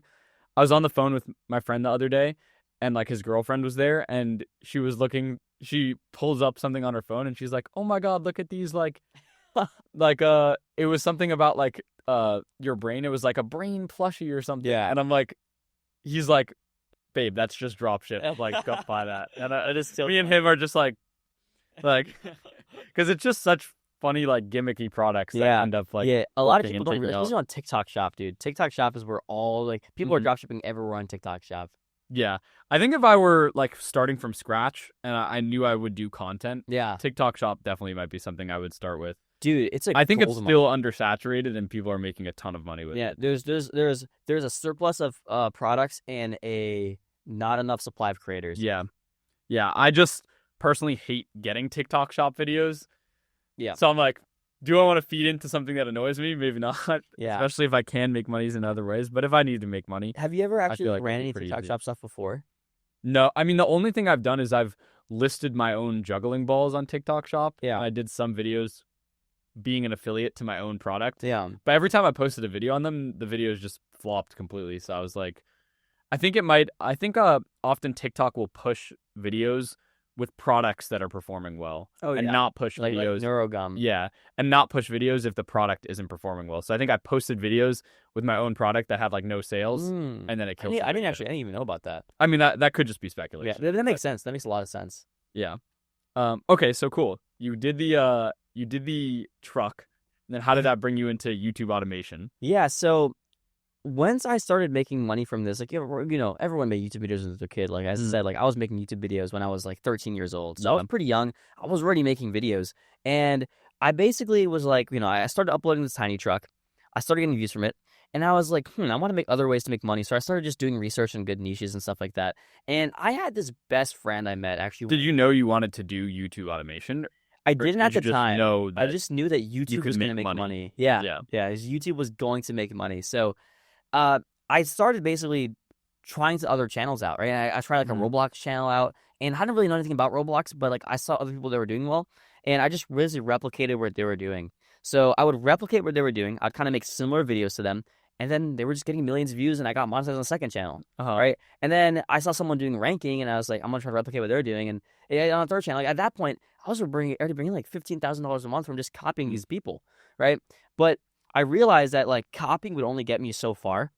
Because you can only replicate and make so much money before either the trend dies out, and also when your money is basically completely dependent on someone else's content or someone else's idea, you will never be able to scale because your growth is limited to only them, right? And you want your growth to not be limited, and it should only be in your full control. So I started more of these channels up. And eventually, I started meeting more and more editors, and I had editors in the past that I had friends with. I actually had a friend when I was younger. I'm not going to say his name, but he was one of my best friends when it came to YouTube. And this guy, he's very, very meticulous when it comes to actually creating content. And he went down a software route. But when I would talk to him, like about consulting, I guess, about like, hey, what do you think about this video? He would basically always tell me like, bro, all you gotta do is make a good video, and your videos are gonna go viral. Like it's the same thing like MrBeast said. I mean, I got so obsessed in the YouTube automation space. Like, I wanted to learn YouTube so bad. Like, I started watching videos about MrBeast. I was watching every single Colin Severe podcast. Like, I would go to sleep listening to podcasts and videos just so I could make sure I was learning when I was sleeping. Because, like, I needed to make sure I was. Does that work? It works. Really? Let me tell you about it, bro. Actually, this is a crazy study I found out. And I was myself was the experiment. So I heard this study where I don't know if it's like I think it's REM sleep. Well, when you're sleeping, let's say there's a dog barking when you're sleeping. You will see that dog and hear it in your dreams, right? Like it's your brain can process the information outside when you're sleeping. And I believe that for sure. Yeah. Sometimes I've had dreams about things being my alarm clock. For example. Like exactly. My alarm goes off and I'm like, why is that duck quacking? And then like I wake up and I'm like, oh fuck. Like, exactly. So. When your brain is in that cycle, you can process information outside. And something kind of clicked where I was like, wonder if I can like listen to a podcast and like maybe I can like talk to Jimmy in my sleep. Maybe I can talk to him in my sleep. And I tried doing it and it started working. I would wake up and I would just retain information about YouTube that I didn't know. Like I was like looking at these videos and I would just be doom scrolling thinking like, I understand why this retention probably dropped here, and this is why the videos probably stopped getting this much views at this point. And like, I just really got super in depth with it. A quick tip if anyone's listening. If you guys want to learn quicker, go to sleep listening to podcasts. Straight up, you could even loop this podcast and listen to it when you're sleeping, and you'll pick up a lot of information. I used to have multiple podcasts and playlists, or I would loop them, and it would just start absorbing as much as I could. Dude, that's funny. I feel like to go along with that, you need to start developing I think they have some of these, but like a sleeping mask that has like the built-in headphones. Yeah. I think that was a drop shipping product even. No, yeah, but yeah, it was, yeah. Having that and just like your whole brand just becoming like Yeah. sleep while watching my videos. Like, dude, that could be a YouTube automation channel, bro. Yeah, that could be good. Be like 10-hour like learn chemistry while sleeping, or learn algebra while sleeping, or YouTube automation or anything. That's not a bad idea. Yeah. Okay, so you started, and at the beginning, were you editing your own videos? Yeah, I edited everything myself because I actually understood this from when I was very starting, because I already came from a dropshipping background. I knew that like if I actually am going to start scaling these channels up and like I am going to see this as a business in the future, I understood that like I'm eventually going to have to employ people, and I can't employ someone to work for me if I don't know how to teach them. Yep. Right. And we can get into employment, finding editors and stuff a little bit later. But, it's just like, it's very important to know all the skills when you're starting a business, especially YouTube automation. Like you should know how to edit, how to find the niche, what makes a video good and bad, all of that. Yeah. I find that hiring is one of the hardest parts. Like, oh yeah. I honestly, so let me tell you my like gateway into YouTube automation. It all happened because I basically, on like my Money Mind channel, I used to run a TikTok actually. Yeah. Just explaining like how I was making money. And my main source of revenue at the time was like ad revenue from TikTok from the juggling videos that I was posting. So I would do breakdowns and be like, here's how much money I made this month from the TikTok program, and here's how much it paid. And some dude hits me up and he's like, has animal videos on his page. Yeah. He's like at an actual like physical place where he takes care of animals. And I'm like, and he's like, wait, you can make money from this? And I'm like, yeah. And he's like, wait, how? And I'm like, do you want to just hop on call? I can explain real quick. Yeah. So we hop on Discord. I call him, and I explained to him how it works. Like, you need 10,000 followers, and your videos need to be over a minute and whatever. And he's like, okay, gotcha. And then he comes back to me like a month later, and he's like out earning me by like a ton. He just starts posting. He literally at the time, I mean, this was crazy when TikTok was like not cracking down on this. He would go on YouTube, take a video, and then just repost it to TikTok, basically. How much was he making? Dude, he got to like 20K in a month from like reposting YouTube videos on TikTok. Dude, yeah. I actually used to run that with podcast clips. I'm not even joking. Really? Yeah. Just reposting podcast clips on TikTok? Well, that was actually when I was a little bit more experienced. I had a team of editors at that point. But yeah, I ran TikTok for a little bit. Like I ran some like the You Should Know podcast. Like I used to do a lot of clipping for them, and I would just make a lot of money. Dude, clipping is the future. We'll talk about that as well. Yeah. But yeah, like he came back to me. He was like, all right, I'm making a lot of money. I'm like, wait, what the heck? You're not even making the videos. You're just, and he's like, yeah, and it's working. And I'm like, oh my God, dude, that's crazy. And so eventually he took it a little bit further, and TikTok started cracking down on it. So he had to actually make these original stories. Yeah. And that's how the animal story niche, or that's how I even found out about it. It was really funny because I watched my friend go from how does making money work to like easily out earning me with like none of the work. But he was doing all the editing, and I had an editor for my juggling channel. Yeah. And that's when I was like, wait, okay, if this is a repeatable format, like, because I was spending money on my editor to then also make the videos with my own fucking doing my juggling tricks, and I'd also have to like post it, and I was making less than him. So I was like, wait, if I could just have my editor make these videos, like, I could make more. I don't have to actually record anything new. Exactly. And that's when I was like, okay, this seems like a good model. So I told him, I was like, all right, just so I know that this niche actually works, like, start up your own second TikTok channel, like, grow it to 10K followers, and prove to me that this works and that I should put my editor on this. And he did it. And I was like, oh my God. You had your friend start another TikTok just to prove it to you? Well, yeah. I mean, I think he also wanted to scale it up. Yeah. But I think the idea was, if you get a second channel grown, like, start doing it on the side. And if you grow it, then like we can use this as the second channel that we scale this up to, that the editor posts to, and you can keep your main channel basically. Yeah. And yeah, he did it, and I was like, okay, yeah, this is a crazy opportunity, and that was my way in because I had the connection to the editor, right? And he didn't know how to get an editor or anything at the time, so that's how we initially partnered. Yeah. And yeah, dude, the story was pretty crazy. I was traveling.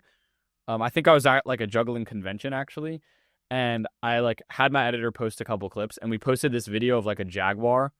Like we did this format where it's like I accidentally raised a blank animal. Yeah. Have you seen these? No, I've seen like wolves. I've seen wolves. Okay, yeah. So I mean, you could run that format with like any animal, but people love that story, and so we posted that one. I paid the editor like $5, and the video made like $3,000. And I was like, TikTok? Yeah, on TikTok, That's dude. pretty awesome. Yeah, TikTok no longer really pays as much for like unoriginal content like that, but yeah, that was like my gateway, and that's when I realized how valuable.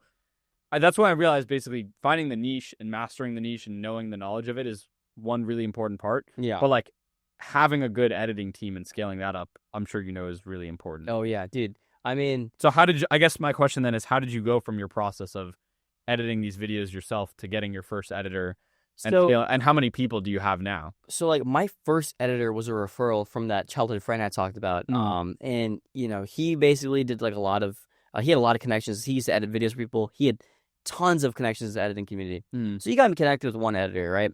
And when I met this guy, he wasn't like really, he didn't understand how to edit too much. Actually, I had to teach him everything. And this is something I've kind of noticed now because, like, you know, we actually, I don't know if you noticed, we have like around 100 editors on our team and like 6 managers. And we have a huge operation. Okay, yeah, and we'll get into that. When I basically realized that like this guy didn't know what to do, I had to teach him. And this taught me a very important skill later, which was if you are trying to hire someone or trying to find skill, it's much more easier to teach that talent than to find that talent, right? Because if you can basically make your own star employees, it makes just the entire growth much easier for the business. Yeah, can I tell you my theory on this is that I view hiring as basically like you have like skill, like let's just say it's like a Punnett square where it's like two things, like unskilled, skilled, and then like doesn't demand a lot of money, demands a lot of money. The goal, especially for like if you don't already have like a ginormous business, which is like everyone starting out, is to find basically the undervalued skill. That's like the top left of the Punnett square. Yeah. They need the bottom left. They need to not be making a lot of money or not be demanding a lot of money, but be talented, or in your case, like teachable at least. And you need to develop the talent, because the issue is if they're already talented and already have like a bunch of clients they're working for, they're going to demand too much money and you're not going to be able to afford them. Yeah. If you pay less, you're not going to get as good talent. So you either have to pay them less and develop them, or like snipe people who are like really early into their career and don't realize how much they're worth, basically. Yeah. So like a lot of editors, you know, they're from third world countries. Do you agree with that? Yeah. I 100% agree with that as well. And I want to get into it as well about like how like the editors like who have a lot of skill, you know, they're usually from people who are like third world countries who like basically they do that for their entire living.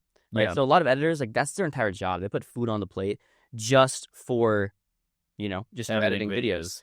And one thing you got to understand for like editors, especially people watching this as well, is like your editor probably has other clients if you're not paying him enough. Yeah. Right. Or is looking at least. Yes. Yeah. Or is looking for other clients as well. Now, when I was working with my editors, a lot of these guys, you know, from third world countries, they were actually putting extra work in, like people from India and stuff, Ethiopia, Egypt. They were putting a lot of extra work in. They already had a full-time job. They weren't able to fully commit. So I came up with this business model of like, if I could pay them more, they would be able to quit their job and be able to work for me full-time. But I wasn't paying them enough, and I was thinking like, I was a little scared to pay them more because what if the channel dies? Yeah. So then I came up with this idea of, what if I offer them equity in the channel? In exchange, so if they work, they substantially make more money if they work just as hard, right? So like, let's say the channel scales to $20,000 a month, I'll pay them 50%. You get $10,000 to live in India. That's amazing, you know. And like, I run that for all of my channels now. Like, I give 50% equity to them. But as for the entire hiring editing process, when I'm actually trying to find an editor in the first place, I usually will just get referrals from other people, or I'll go in Discord servers and I'll be like, hey, I need an editor. Or I'll go on Twitter and be like, hey, guys, I need an editor. You'll get tons of people messaging you. And I just basically go through every single portfolio. Yeah, that's always been a headache for me. Yeah. You get like, at least on the Discord that I first put in a request in, I got like 300 messages. Oh yeah. How do you sort through all of them? So once you have a good kind of editing team, it becomes a lot easier. I honestly would I would do this thing called front loading, where you do all the hard work first, do all the really annoying stuff in the beginning, and just go through every single portfolio, see what's doing well. I would talk to all of them. I would get samples from all of them, and I would just basically like post them all and see what does well. And from there, I would kind of review it, see if the videos do well. If it does do well, then I will continue working with the editor. If it doesn't, or I think the video is just completely bad, I just won't work with him anymore. Yeah. Like, I got to see potential. Yeah, that's what I do. I like to have a lot of screening questions that apply with what I'm doing. So it's like, are you open to full-time work? Yeah. For example, they might say, no, I have other clients, I'm not open to it. And I'm like, well, not worth it. I also ask, like, how much are you making per month right now, to see, like, can I even offer this guy a better position? And, like, what's your goal per month? Can I get him to this goal, helping him? Speaking of goals, a lot of editors' final goal is to own an agency. Like, that's a lot of their long-term goals, owning agencies. And this is what I noticed in my early hiring process. Like, I would ask them, like, what do you see long-term? Like, what do you want to do? He's like, I want to own an agency. So I was like, okay, if you want to own an agency and I want to keep scaling, how about if we work together long-term and I give you these equities companies, your agency will work for my channels, right? And this is kind of how it grew to so many editors, because a lot of these early editors that I work with, they became agency owners and then managers of my channels, which is how I had so many editors working for me in the first place. And it was kind of like a little loophole I found. So I guess you could say it was a little bit like good with connections, because I had that friend in the beginning, but anyone can do this. You can meet any editor, and a lot of them do want to make money at the end of the day. At the end of the day, it's all business. Yeah. So this is, I think, different than most people I've talked to with the way that you incentivize editors. So when you say you give them equity in a channel, do you mean they have ownership in the channel? Like, if you sold the channel, would they make money? Or do you just mean, like, they have a split of the revenue of the channel? So it's more split of revenue. I don't usually sell channels. I have sold a couple channels, but I did not give equity to the editors for that. But usually, and it was like only like 15K. Like, it wasn't like that much. And that was a long time ago. I don't think the editor even had equity in that time. I think it was another. But regardless, I don't usually sell channels. The biggest offer I've gotten for a channel is like 160K, and we can get into that a little bit later. Yeah, we can get into that a little bit later. But yeah, usually it's just equity and revenue, because then they're incentivized to work harder. It's like a commission job, Like, if you get more sales, you make more money. If they put in more videos, they make the best videos, they'll make more money. So now at that point, they're not working for you just for the quick buck and then they'll leave. They're a long-term client. Yep. Yeah. What I have, so like with I found an incentive structure that works really well, that I've been doing with my the person who like scripts out all my juggling content. Yeah. Is I basically set up milestones that he gets like a certain percent of everything until we hit a new revenue milestone, and then it gets bumped up permanently. So like maybe he's at 15%. If we hit like 10K in revenue in like a single month, then he gets bumped up to 20%. Yeah. And then each percent that I increase him comes with like more responsibilities or a higher threshold of revenue that he has to meet. Is there like a max percentage you'll get him to before you're like, what if you just give him 100%? I mean, honestly, like, it depends how crazy it grows and what role he takes on. But like, I mean, probably eventually, yeah. It's not like I can just be like, all right, and then if we make 100K this year, you get everything. Yeah. But if we get to 100K, I mean, he's going to have to be doing a lot more and managing a lot more. And if he is, then I'm more than happy to reward that. Because, like, my, what is it? Like, if I'm getting 90% or 80% of 10K, that's 8,000. If we get to 100K a month and I'm paying him 50%, I'm making 50K now. And he's still doing so much more than he was before. I mean, unless you have something that's like really cheap or really easy to fulfill, getting to that next milestone, that means like, at least in the physical product space, selling juggling balls, it means I'm going to have to get on Amazon. We're going to have someone actually shipping the products for us at scale. Like, he's going to be handling all that. Have you? And if he does all that extra stuff, it's worth it for me. I know when we talked about this a little bit earlier, but with that entire juggling thing, right? With the selling all the products and stuff, have you like decided like you're going to tap into Amazon at some point in the future? Yeah, I'm tapping into it right now. Yeah. How much? I'm not even listed yet, but I'm planning to tap on it right now. I mean, it's kind of cool because like the top juggling balls on there sell like 1,000 units a month. That's crazy. Yeah, I know. What's the profit on juggling that? Balls? So the profit is basically like each ball to get it to like me costs like $2.80 per ball, and they sell for like $10 to $13 depending on Oh wow, how many they buy. that's Yeah, almost yeah. So it's like $10 profit. 70 to 80% margins, which is pretty good. Yeah, But I've even thought about I've thought about a lot of really different offer structures with that, because I also have like a juggling course to go along with it. mm-hmm. And if you think about it, the fulfillment cost on that is like nothing. Yeah, So my idea was like, what if I could get a really good attraction offer by being like, set of juggling balls, completely free. All you have to do is pay for shipping. yeah. People buy the balls, and it's like, and then you offer them the course, which is really easy to fulfill. Now you get a ton more customers in the door off like an attraction offer like that, but you make way more on the back end. Dude. Same how like Costco has their like rotisserie chicken that they like lose money on. Yeah. But then they have like 100 million people subscribed to their that's so their monthly thing. People like speaking of course sellers too, like with selling courses. Yeah, I am technically a course seller. Yeah, juggling products, but not with money products. I think that's okay though, because you're not really like obviously. I mean, if you guys have watched Bennett's videos on his juggling, like the Fly Juggler IG, he is pretty good at juggling, guys. Pretty good at juggling. But I think that like if you are in a authority position to, I guess, give information, like for example, obviously you're authority in the juggling space, then it's completely okay for you to sell a course, because like you had the skill and like you're teaching all these people, so like I think it's completely okay. A lot of people hate course sellers. Yeah, I mean, yeah, for me, my perspective is just like my personal goals is like, when it comes to like showing people what I do to make money, my goal is like, I don't want to like gatekeep that from people. I want to show people everything, how I'm doing, how much money I'm making, how. Yeah. When it comes to like other things that don't have to do with that, I don't have as strong of a like thing. But that's also just a personal thing.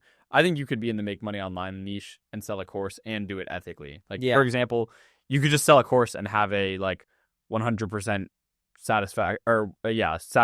Yeah, 100%. If they're not satisfied, they can just ask for a refund and you give it back to them. Yeah. And another thing is like you always give refunds. It's like if anyone like has a problem with it, like for example, I don't sell a course, right? I don't sell a course at all. There's like a 10-hour free one, but I don't sell courses because, in my opinion, first of all, I don't like the rep, and I like Alex Ramosi. So so like Alex Ramosi, he gives all this information. Yeah, exactly. Free, and like his entire like strategy is basically just teach business owners how to make $1 million. When you make $1 million, come to our company and we'll help you scale to 10 million. Yeah. And that's kind of like my same strategy for this channel that I run, the Deven Seen That channel with YouTube, and we can get into that a little bit later if you want. Yeah. Well, I still want to talk more about how you actually scaled up the YouTube automation business, because you went from, so tell me the process of actually going from no editors to one editor from like a referral from your friend, and you immediately gave him an incentive-based payment? So or you started paying him? Yeah, it wasn't right away. It wasn't right away. So I was actually, at that point, in my head, I was thinking I'm going to find each editor per channel, right? Because my mindset was single-tracked. I was like, one editor here for this channel, one editor for this channel. Some channels needed 2 editors because we would upload multiple videos, and usually my editors would refer each friends and stuff. Usually editors have friends that they know each other. So I would ask editor 1, hey, do you know another editor that can manage my bring mobile an editor channel? 2. Yeah, and then like, nice. But eventually it got like, I had like 3 channels at that time, and that was already a lot for me. That was already a lot. I had 3 channels, and all of them were making like okay money. I don't remember the exact amount, but I remember I had a $15,000 a month, right? And all these editors were kind of working for me. I was like running 3 different niches. I was a little like all over the place. So I needed a way to really systematize it.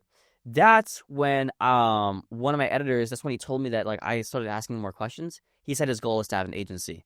So I was like, why don't you take these 2 editors, like put him in your agency. You guys all work together, and then you can manage these 2. Because the editor 1, I was working with him the longest. The main guy. Yeah.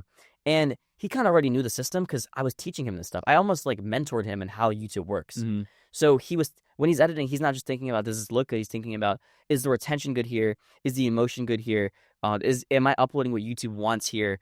And, he started teaching them, and it became much easier for me. So I actually just completely cut communication with editor 2 and 3. I only talked to editor 1. And as his operation started scaling, he grew an agency to 6 editors. So he had 6 people working for him underneath one agency. And I was like, okay, let's start scaling more channels. And instead of tapping into more niches, right, I decided if this is working, like for example, ranking at that time was making me a lot of money. So I was like, okay, let's start with more ranking channels. Mhm. you know, and we just kept scaling more and more ranking channels, and Mhm. eventually we had 6 channels. I think around like 4 of them was ranking, 1 was Roblox, and then 1 was still the tiny truck at the time. Mhm. We were still making money uploading that. And Wait, were you even selling from there at that No, point, or no. you're just doing it for ad revenue? YouTube makes no money from selling dropshipping products. No one converts. Yeah. No one converts. But yeah, I mean, at that time, right? So now we have 6 channels. I have Mhm. 1 manager, and then he has 6 editors underneath him. And I only communicate with the manager while these 6 channels are kind of running. And That is awesome. yeah, but the And how many channels come with 1 manager and 6 editors? usually it's that system works for me. So it's like, It's still 1 yeah, channel per editor. it's usually I run anywhere from 4 to 7 channels per manager now. Mhm. So the manager is the agency owner. I Yeah. call them managers because Yeah. it feels more sexy, I guess, in my Yeah. business model. Yeah. But really, they're agency owners. Yeah. But yeah, so basically, you know, that manager or agency owner was running 6 of my channels for his agency, and I was his only client because I was paying him so much money. And at this time, I was paying him still per video. Mhm. And when I was like, okay, I want to scale more channels, he was like, I can't scale any more channels. And I still kind of was paying him. I was like, okay, I tell you what, all right, I'm actually going to give you 50% of this. I'm going to give you full control over this because I don't want my mind to be here anymore. Mhm. And I'm going to go find someone else. Because your mental space is so important. If you're putting a lot of time and energy toward one business model, Mhm. you won't be able to start another. Like you can't scale 10 or even 15 channels together. The max I've seen one guy run is 10. Right, that's like the max I've seen. One of my friends, he runs like 10 channels. That's the max I've seen. Like I think around anywhere from 4 to 7 is a good ratio. But I passed all the equity off to him. I gave him 50%. I kept 50% because the AdSense account was underneath the one account at the time, and it was only mine. And then I was like, okay, I'm gonna go find someone else. So at that point, Wait, can I ask, what is your like rule of thumb when you think about how much autonomy do I give to an employee Yeah. or a contractor versus how much do I have to tell them what to do? So what I like doing is I like giving them full authority because I've already taught them each thing. And if they are in a dying need question or if the channel is doing something wrong, they come contact me. But it's pretty like seamless. Like I don't really have to talk to them. They only contact me if like, hey Devin, we got a copyright claim here. Do you want to file this or do you want me to do it? Or like, hey, we got a strike on one of these channels here. You know, what should we do here? Do you want to contact your YouTube rep, see if we can get something set up? Yeah. But like for ideation process, for all the videos they do, I don't touch it anymore because I've trained him so well on how to do it, and he's amazing what he does. Yeah. There's I forgot which hotel it was, but they basically have like a rule. Oh wait, let me pull it up. Oh yeah, the Ritz-Carlton. Yeah, the $2,000 rule. So at the Ritz-Carlton, any employee all the way down to freaking janitor has the authority to spend $2,000 of like the Ritz-Carlton's money to solve any problem immediately. Oh, that's so interesting. Isn't that cool? That's so interesting. Yeah. Huh. So, and that's a very successful hotel chain. So like I'm like all in favor of like giving as much autonomy to people as I think if you have autonomy and incentives lined up, right? Like your guy only makes money if the channels do well. Yeah. And then, so he has the incentive, then give as much autonomy as possible. Same with the guy who I work on my juggling stuff with. Our stuff only does as good as the scripts that he makes for me. Yeah. So I'm like, do whatever you need to do. Make the scripts as like, use ChatGPT. I don't care. Like, make the scripts. Yeah. But you're only getting 15% of how well they do. The corporate world, they trap you. I watched this video the other day where like they trap you, and like, I mean, that hotel sounds pretty awesome. Yeah. We got to go to the Ritz-Carlton. Yeah. But a lot of corporate, jobs and a lot of like corporations in general, like they're like, there's a guy breathing down your neck always telling you exactly what to do. And, that's why I like running the business and letting them have autonomy as well. Yeah. I kind of speak on something like that as well about employees spending money in the business.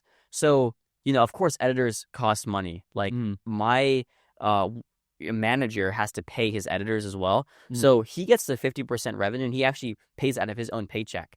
Yeah. And the reason why we do it that way is because, taxes are a thing, unfortunately. So I have to pay taxes on it. So like I pay the taxes, he pays the editors. So it ends up actually like working out pretty evenly. Oh yeah. Yeah. Okay, that's a good. So how many pods do you have set up now?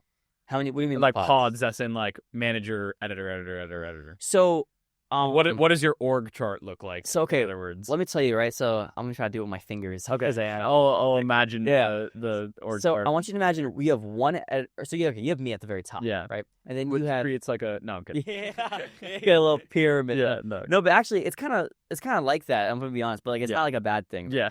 So like you have me at kind of like who kind of has connected to all the channels, right? Because when I'm starting a channel, I never have my manager start. I always start off myself first. I have an editor who like helps me with it, or help one of my managers connect me with an editor to like start the channel. But I always have first contact with the channel. I never just pass it off and say do this, because I need to make sure I understand every aspect of this niche in this channel before I pass it off. The only time I let an editor or my manager really start a channel by himself is if we've already done the niche before and he already knows the system. Okay. But if it's something new, I always do it myself. And are you, by the way, I guess this makes me wonder, what does your role look like also? Like, is your main thing now, like, is your main thing on the business just doing niche research and developing a new channel and then passing it off? It's mainly just... That's like the only thing left, I guess. Yeah, it's mainly just like doing niche research, making sure everything is up to date, and just also doing analytical checks. So like my workflow in the morning, I only do this a couple days a week, but I'll wake up in the morning, I'll just look through this like a couple of the channels to make sure everything's looking good. Because like I'm a very analytical guy, and like we can talk about the TrustScore later, about how I kind of created this formula to like make sure these videos go viral, because it's all analytics. You know, I'm a completely analytic driven person, so I review all the analytics. If something looks wrong here, like swipe ratio is down by 0.1% here, how can we improve this? If retention is looking down here, if my average view duration compared to my link to video ratio is decreasing here, how do I fix it? If my comment ratio, my like ratio, subscribe rate, all of it. I look at everything. Yeah, you know what KPIs are? What's a KPI? So in the business, in the like super corporate business world, that just stands for like key performance indicators, or like all the metric. For you, that might be swipe away rate. So do you have like set up KPIs where you're like, all right, here's like the minimums here's like the minimum KPIs. I'll do my analytics check throughout the week. If we're not meeting our KPI standards, what's going on? It is kind of like that. I mean, I guess you could say like, if a swipe ratio drops at a certain point, I have my managers make sure to contact me and be like, hey, something's wrong. If they aren't able to figure out themselves, then I get in contact with it. Okay. So I guess that you can consider that a KPI. Yeah. Wait, so back to the org chart. Yeah, okay. So I'll have one manager, right? And then they'll have like their agency, and then we'll give them like either 4 channels. And I like to give them channels in the same niche. So say I have 7. So you have one agency, like mini agency, that just does ranking, basically. Yes, exactly. Like I have like 7 ranking channels with one agency, right? Another agency, maybe it'll be like 3 Roblox channels, so I'll give them 3. Or I have another agency that kind of does like commentary with different animals, and maybe there's like some anime commentary we'll throw in there too. And then there'll be like agency number 3. So I have 6 managers, right? I currently I'm really in contact with, and then of those 6 managers, they all have their own agencies, and then like I pass off my channels to them. Right now, in the past like 2 weeks or so, because we're about 2 weeks into January, I've started another 2 channels and 2 niches, and right now I'm working with 2 individual editors, and we're probably gonna start the 7th agency soon with like all these channels. The goal this year is 50 automated channels. And how many are you at now? 38 right now. Oof. Yeah. I feel like that's possible. Yeah. But do you have, what's your, I guess effectively this is kind of like customers. What's your like churn rate, I guess? So like how many yearly, what % of your channels like die, or monthly maybe? I don't have an exact percentage because it's really been explosive the past like around 6 to 7 months. Bro. 6 to 7. Bro. I'm serious. Bro. The past 6 to 7 months is when the revenue has really increased. So the reason why is like around a year ago, right? This is when I was around 19 or so. I actually got a mentorship. I'm not going to say from who, but I got a really expensive mentorship, and it was around like $12K. It was this really, really big business guy. Like he has 1 million subs in the e-com space. I'm sure a couple of you guys probably already know who it is if you just like dial it down really quickly. Yeah. Thinking Jordan Bone.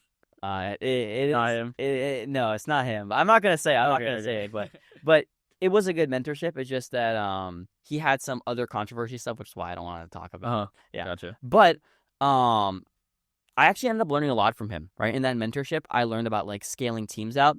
So this kind of process that I've learned, like I went from like, you know, the past couple of years, I went from like 6 channels with one agency, and then like the second one when I had the second 2 agencies working together, and I had like kind of managing both of them, that was already a little more difficult for me. When I got this mentorship a year ago and I learned kind of how to manage people and systems, my channel started exploding because I understood how to manage people. Because it's like this YouTube automation business that I run, it's a people game. You got to know how to work with people. Yeah. Because if you can teach people, then you can grow channels. Yeah. And you don't need to really do it so much. So the past 6 to 7 months, I know 6 to 7, it's really been the most explosive growth. Like it's around August in 2024 was one of the biggest months. At the time, we had like an $80,000 month. Then the next month was an $100,000 month, and the next month we actually dropped. It was like another $80,000 month. But now that we keep scaling more and more channels, we diversify risk. Some channels do die down. Like for example, usually it's an entire agency that dies down with it, because if a channel's dying, it's usually because the niche is dying. For example, like we have a couple Roblox Steel of Brain Rot channels, and all of that entire niche died down a little bit, so I end up losing a lot of revenue in that niche, but also ranking's doing even better. Yeah, it's like I don't have an exact percentage on the exact channels that die, but it's kind of by a niche basis. Yeah. That's another thing I wanted to ask, because when I ran up YouTube automation, like it was crazy. Like we had a month where we made like 10K from like one or two of the channels that we had, and then like the month right after it dropped to like 2K, and then it dropped to like $500. Yeah. And that's when, I mean, clearly like you found a way to make it like a valid business model. For me, that's when I was like, like, I know if I really dedicated myself to each channel that I do, I still could make a lot of money with this. But it's like, if channels can die off that quickly, like we didn't change the type of content that we did. Yeah. And I was like, if channels can die off that quickly, then like, is this something I should do long term? What's your opinion on that? Dude, I've a really strong opinion on this. So, when we see a channel dying, for example, you said your channel went from, how much was it? It was like 10K to like 2K. Yeah. In literally like a month. So if I see that, that's a straight indication to me that, okay, this niche is dying or my content needs to change. So like I'm always adapting, which is like, I know you asked, what's your biggest role? If a channel is dying, I will have to come in there and like try to fix it. Right? That's what I do for a lot of my students. A lot of students come in here and like they have dying channels. They come in here and need to help them fix it. So like usually I always have a solution. It's either a TrustScore problem or a niche problem. Or on the off case, you may just be cooked, like you got view bombed or something, and usually there's no way out of it unless you talk to a YouTube rep. But even then, it's a little difficult to get out of it. Yeah. Wait. So what is a TrustScore? Okay, that's a really loaded question. So a TrustScore, I want you to imagine like like a credit score, right? Every single month, your credit score goes up or down a little bit. It's kind of like that. It's like you basically can if you are in good standing with YouTube, your trust score will increase, which is more likely to get you pushed to the algorithm. But that's part of it. The other part of it is making sure you're hitting all the KPIs, the analytics properly. If you're hitting like an 81% swipe ratio, you're uploading a video that's like 32 seconds long, you're getting like a 33-second average view duration, and you're reaching like a new viewer audience, your niche is very broad, your competitors are doing well. Like you look at all these metrics, you look at like, do you set up your account right? We can get into like that part later. But the trust score is more of just making sure you're hitting every single analytic you need and you're in good standing with YouTube to get pushed. Because if it's not, you will get suppressed. Okay. And do you think that's what happened to my channel potentially? Potentially. I need to look at the analytics. Okay. Dude, we can maybe in this we can. Yeah, should I pull it up? Yeah, let's look at it. I mean, yeah. Basically what happened is, well, here's the thing. I think it's actually most likely the case of what you were talking about. Yeah. Because since I've worked on it, my co-founder took it back over. Yeah. And like I'm not part of it, and he's like completely revived it. You know what I mean? Yeah, yeah. So I think it's just the thing where it's like, that's the thing. Like, I guess that's another thing I wanted to talk about of like how active versus passive it is. Because I know you've been able to outsource a lot of it, but you still do have to come back and save changes when like a problem goes wrong. Passive. I hate the word passive income. Like, you have to be involved with it. Like the business doesn't just run itself. Yeah. Okay. So this is, let's see. I'll go 365. Or wait, I need to go a little longer. Lifetime. I don't know. Another part of me wonders, like, obviously on my channel, I like fully just talked about the niche that I did and everything. Yeah. I wonder if enough people started doing it that it caused competition and dropped it. But again, that wouldn't make sense. Well, I'll tell you what when my co-founder, at the time we were doing videos, this was like before Sora was a thing or anything. So we were like manually getting each clip for the video. I got it. And maybe there was too much competition and it didn't work as well. And then my co-founder comes back in, he does it with AI videos and he's able to revive it completely.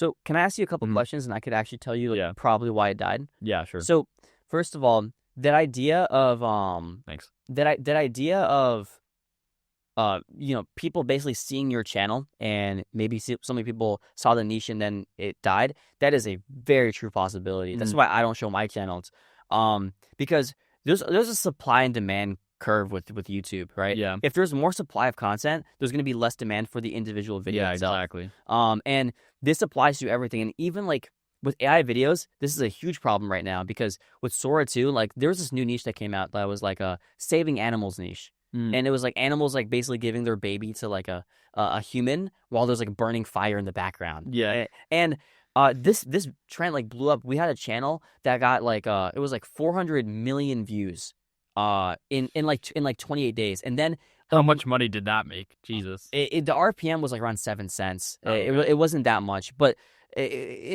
you also only get 200 million qualified views. It's usually 50%. Yeah, yeah. You know, so like it was like around 15-20K. It wasn't a lot. Okay. Yeah. But as you started getting more views, everyone sees it and they're like, I could do this too. They copy it and then it just goes down. Yep. I can actually, I'll send you the screenshot where you can see the analytic and like it just drops so hard. Yeah, and I know there's like the tab where it's like what other channels your viewers are watching. Were you able to see like all they're related, watching all the related exact same yeah, things? Yeah. Yeah. Yeah, that's what I think a lot as well is like people talk a lot about like the metrics like swipe rate, hook, retention, but they don't always talk a lot about just like simple market dynamics, which is like people really, really want freaking Ashton Hall content. Yeah. And there's no one making Ashton Hall content. Exactly. So like yeah. I talked to someone who he did like an Ashton Hall ranking video when it like first started popping off, and when you make the Ashton Hall ranking video, when there's a lot of demand and no one else is posting about it yet, you're gonna pop off compared to other people. Yeah. Yeah. Yeah, I think that's everything for that. Yeah.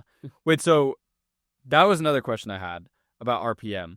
So do you do niches? I know like I think there's always kind of an upside and downside to like posting in English. Yep. Or having like a voiceover. Yeah.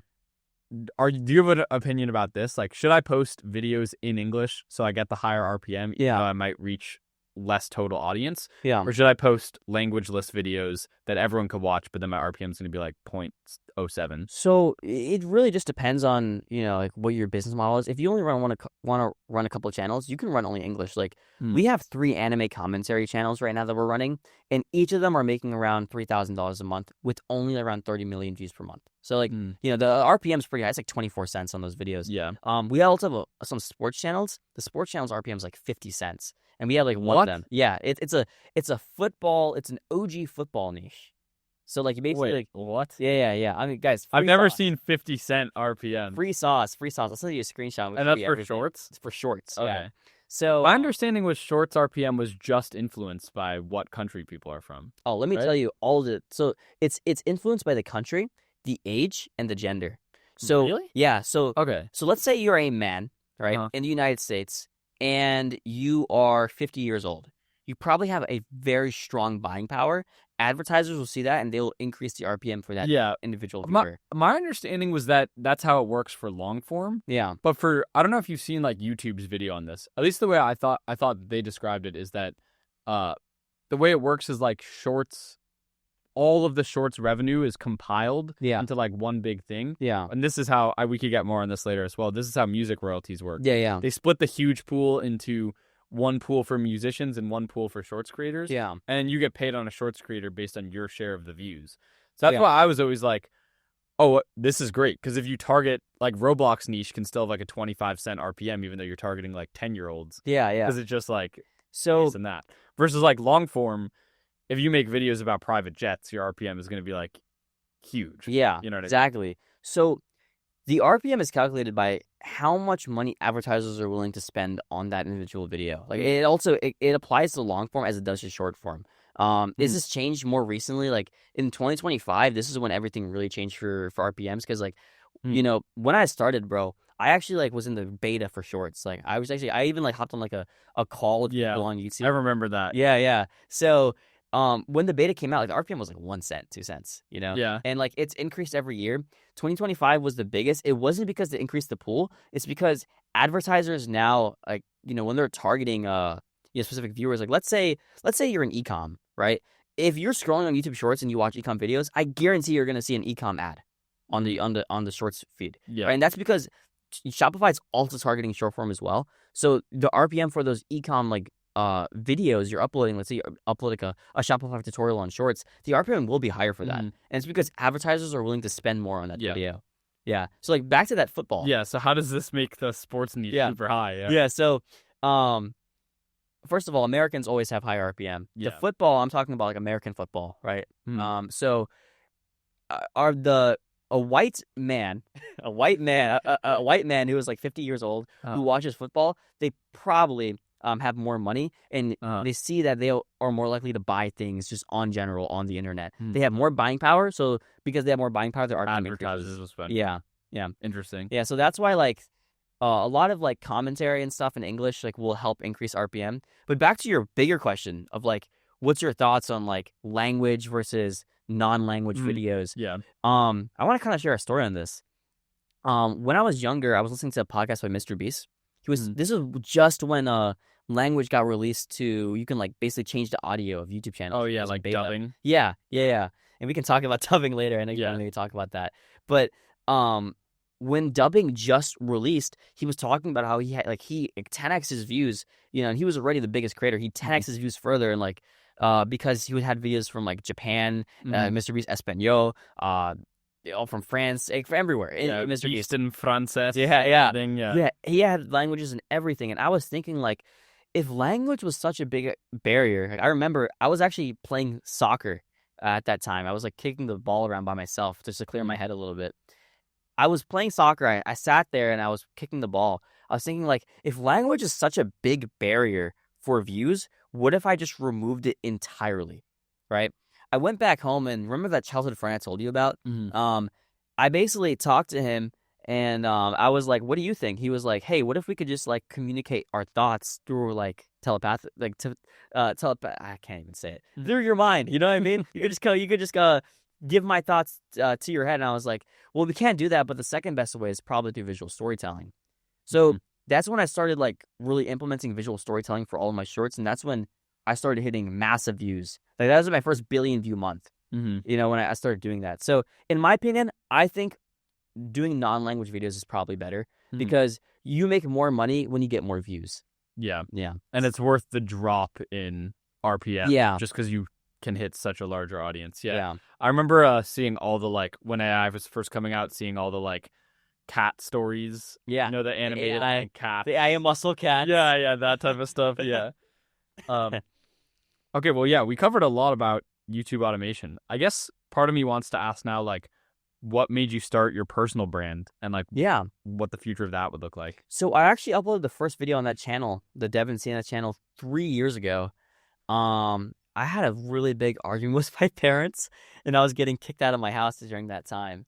When I was about to get kicked out, I was like, I would be successful. Why were they going to kick you out? So I got a big argument with them because I was telling them that I wasn't going to go to college. I was going to do drop shipping, and I ended up not even doing drop shipping. But I told them like I wasn't going to go to college. They were like, if you're not, they're from Trinidad. They're immigrant parents, and they worked very hard to get their citizenship here. My dad was in the military for 13 years. They worked really hard to get into college and get their degrees. And now they're really well off. They both make good money and they sustain themselves well. But they were like, I'm not investing all this money for you to come here in this country and for you to just not even go to college. America's the future. I was in accelerated classes my entire life too. So they were like, you're a really smart kid. You can get a scholarship. And I was just like, trust me, I know I can make more money, just doing business. And they were like, all right, but we're not going to want to watch to see that. So I actually ended up getting kicked out for actually a couple of days. Like I kicked out for like 3 days. What did you do? Actually, I roomed at a friend's house, and then I ended up going back to my parents afterward. But my relationship with my parents are great now. By the way, if you guys are watching this, my parents, if you guys are watching this, you guys are great. You guys are great parents. All right, they just wanted the best for me. They were just scared because their kid wanted to go sell Chinese products instead of going to college. Yeah, and I think that's reasonable. Every person I've talked to that's like more entrepreneurial, it's very, very, very rare have I ever seen their parents be like, yeah. Yeah. They're always like, Yeah. Unless they were entrepreneurs themselves, the parents. yeah. Yeah, which I guess is a small amount of parents. Like, Yep. my dad's like a lawyer. Yeah. He never told me I had to do anything, but I was going to college. That was my path. And Yeah. luckily, I'm able to do a lot of the stuff that I can do within college. Yeah. And also there's also like an entrepreneurship group at my college. Really? I've met some cool people there as well, Yeah. including a guy who runs a Roblox channel. No way. Yeah. Seriously? So like, How is that work-life balance? I'm more curious about it. Like, how you balance school and yeah. So like my first year in college, I was like taking hard classes and trying to hit all my requirements. yeah.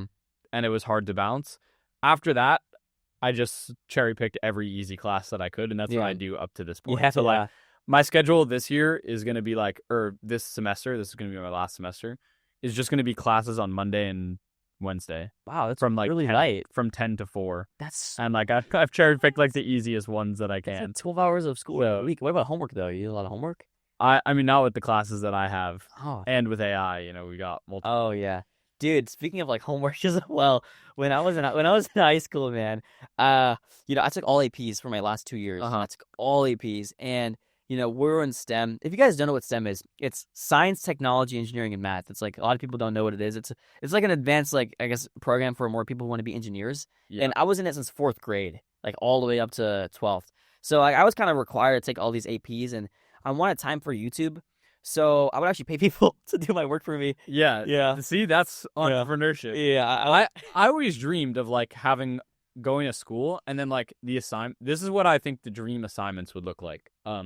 They give you a complex task, like a coding task, for example, that no one in the class could do. Yeah. And they give everyone like a $500 budget, and they're like, whoever gets this done the best by this deadline gets an A. Yeah. Or like another one I thought of that I think could be great is like, all right, your assignment is whoever gets the most views by the next week Dude. wins, and like there's no rules. You can get views on anything, any product, but whoever gets the most impressions on anything wins, and your grade is just for that assignment is just based on how you rank compared to other people in the class, basically. We talked about this previously, before our podcast about Connor, and about how he is doing Twitter and stuff. So speaking of that, like I actually am running something in our Discord where it's like Connor's actually helping him with it, where it's like whoever gets the most Twitter impressions gets like $300. Yeah, that's great. Yeah. Because that, in my opinion, that's building real skills that you can actually like use in the real world. Yeah, and it's really 100%. open ended. That's the other thing I love about entrepreneurship is like, it's like, all right, make $10 million, and it's like one guy could go do that by opening a warehouse. Yeah, and selling like, I don't know, just like the sole of a shoe. Yeah. And another guy could start YouTube automation channels. Another guy could sell juggling products. Like, yeah. I like how it's really open ended. I know, it's free. It's so freeing. It's so freeing, and that's what I love about it as well, dude. I love that idea. I wish schools did that. What you just said, like, I wish schools paid you to do stuff like that. Yeah, just had assignments like that. Again, that built actual real skills and are open ended like that. There's no right answer to how you get $1 million. They need to put you at the board of education right now. Yeah, I mean, I don't know. What do you think school is gonna look like by the time we're old? So is it gonna look like what it is now? I don't even know. I don't even know what I'm thinking about with school. So like, it's probably gonna be a lot more AI. It's probably gonna be a lot more AI.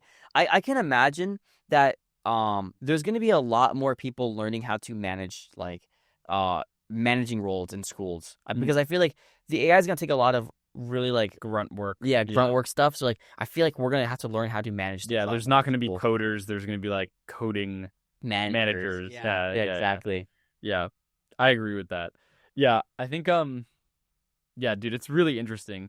I also wonder where your head's at when it comes to personal branding with AI. Like, do you think in the next 10 years it'll be mostly AI content creators, or will there be real content creators? Or so what do you see? Neil Mohan, the CEO of YouTube, he has said that he wants to push AI super hard, right, for the future of content. Now, for my personal brand or just personal branding in general, I think we are going to see a lot more like people on Twitter basically using AI to run their stuff. Mhm. Probably going to be like a lot of IG, like people running their IGs with AI. It's probably going to be like AI managers that run everything. Mhm. But I think at the end of the day, like people are always going to gravitate to people. That's why there's this whole big thing about arts and people like, oh, I hate that AI art. Personally, I don't care because I'm not an artist, you know, but like I understand their perspective. Yeah. You know what I mean? I understand their perspective about like, you know, we want to see people's work.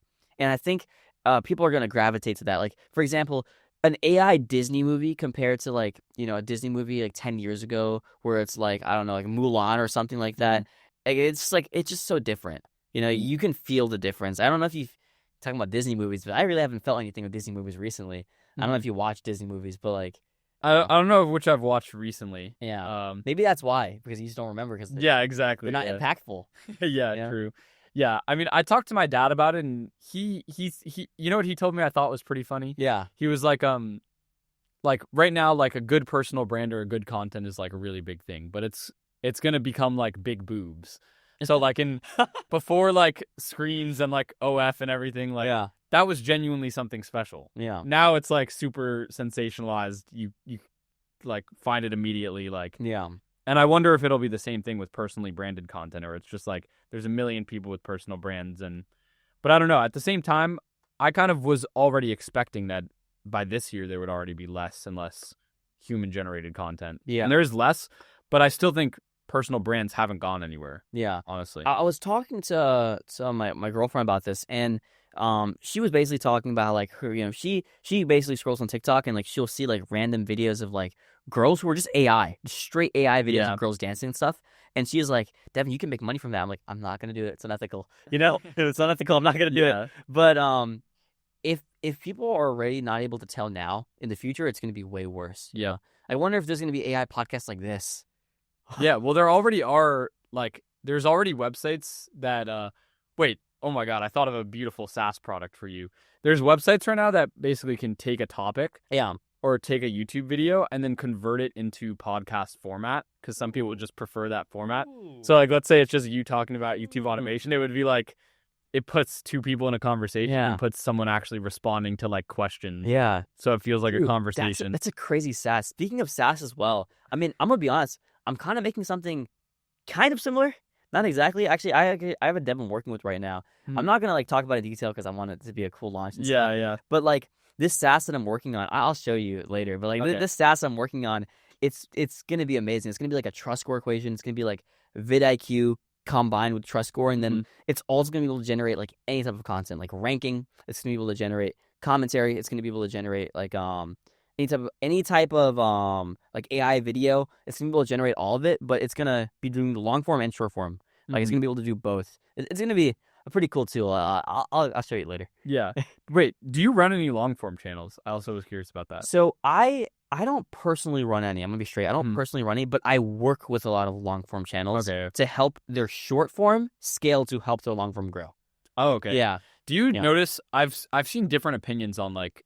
Do you have them like link the long form to the short form video, and do you see a big boost in long all the form time? Yeah, if they start posting regular shorts? There was this big myth that related videos hurt retention and hurt the channel, and it's not true. Like YouTube wouldn't add a feature if it would hurt a channel, you know, and they would if it hurt a channel they would remove it.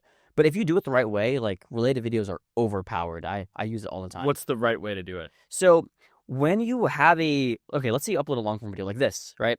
I'm sure someone watching this podcast maybe came from a short form video from the clips who came from the short form, right? So you need to make sure it's related. Like if you have a video about ranking the best dolphin trick moments and you relate it to like how to build a car, it's like it's not gonna work. You know what I mean? Yeah. So it has to be somewhat related, and you can relate shorts together too, but it has to be related shorts. Like if you're doing an anime niche and you're doing it about, let's say it's Haikyuu. It's just like a volleyball anime. If it's like a Haikyuu, you want to make sure you relate all the shorts to Haikyuu. If you relate it to like Pokemon, it's not really translate over. Yeah, I know when it first came out, MrBeast would like, whenever he came out with a new video, he would just change the related on all his shorts. Oh yeah, video. Yeah. Is that not the method anymore? So I don't know if he does that anymore, but it's like you know we talked about dropshipping earlier. It's like if someone clicks on your dropshipping store and they like see an ad for like a hair salon product and they see it, and it's like a toy truck.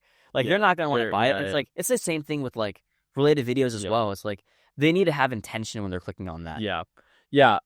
One person I talked to, actually, I don't know if you've ever looked at this stat. I think this is more for long form channels, but I think it's AVV. So average views per viewer, I think. Something like I know that. Yeah, so when you introduce a new viewer or like a new customer to your channel, it would basically be in a business, it would be like, how many times does a customer buy? Yeah. For a YouTube channel, it's how many videos do you have?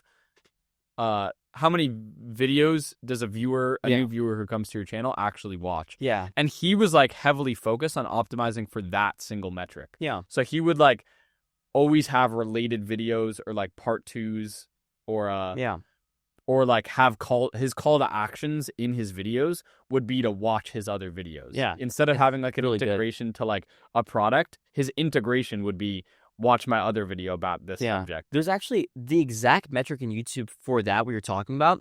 It's your audience behavior. So there's casual viewers, regular viewers, and new viewers, right? So your casual viewer is someone who only watched your video, or so your new viewer is someone who has not watched your video or watched it one time. A casual viewer has watched it 3 times, and a regular viewer is subscribed and watched it multiple times. Watched at least 3 of your videos. At least for 3 or more. Okay, yeah. And like maybe they've clicked on your channel. Like the regular viewer isn't really quantifiable because YouTube doesn't give data on that. The casual viewer is 3 videos. Yeah. Okay. But a lot of people who like, this comes back to TrustScore. Like the TrustScore is built of like 30 metrics. Like I have an entire video that I've like made about like the TrustScore, and like it's free. It's just on YouTube. But the entire TrustScore, like you look over every single analytic, and when students come to my program, sometimes like for example, we had this one guy, he had 4 million subs who came in, and he basically was stuck because his casual and regular viewer was like 95%. He was getting 5% new viewers.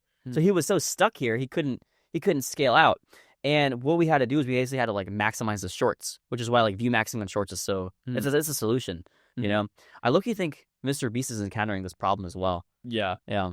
So I guess also he just makes such broad stuff. So it's more possible. But yeah, like this kind of reminds me of ads. Like I started running some paid ads for my juggling balls, which have been profitable so far. I've just been like, I've had like $150 in spend though.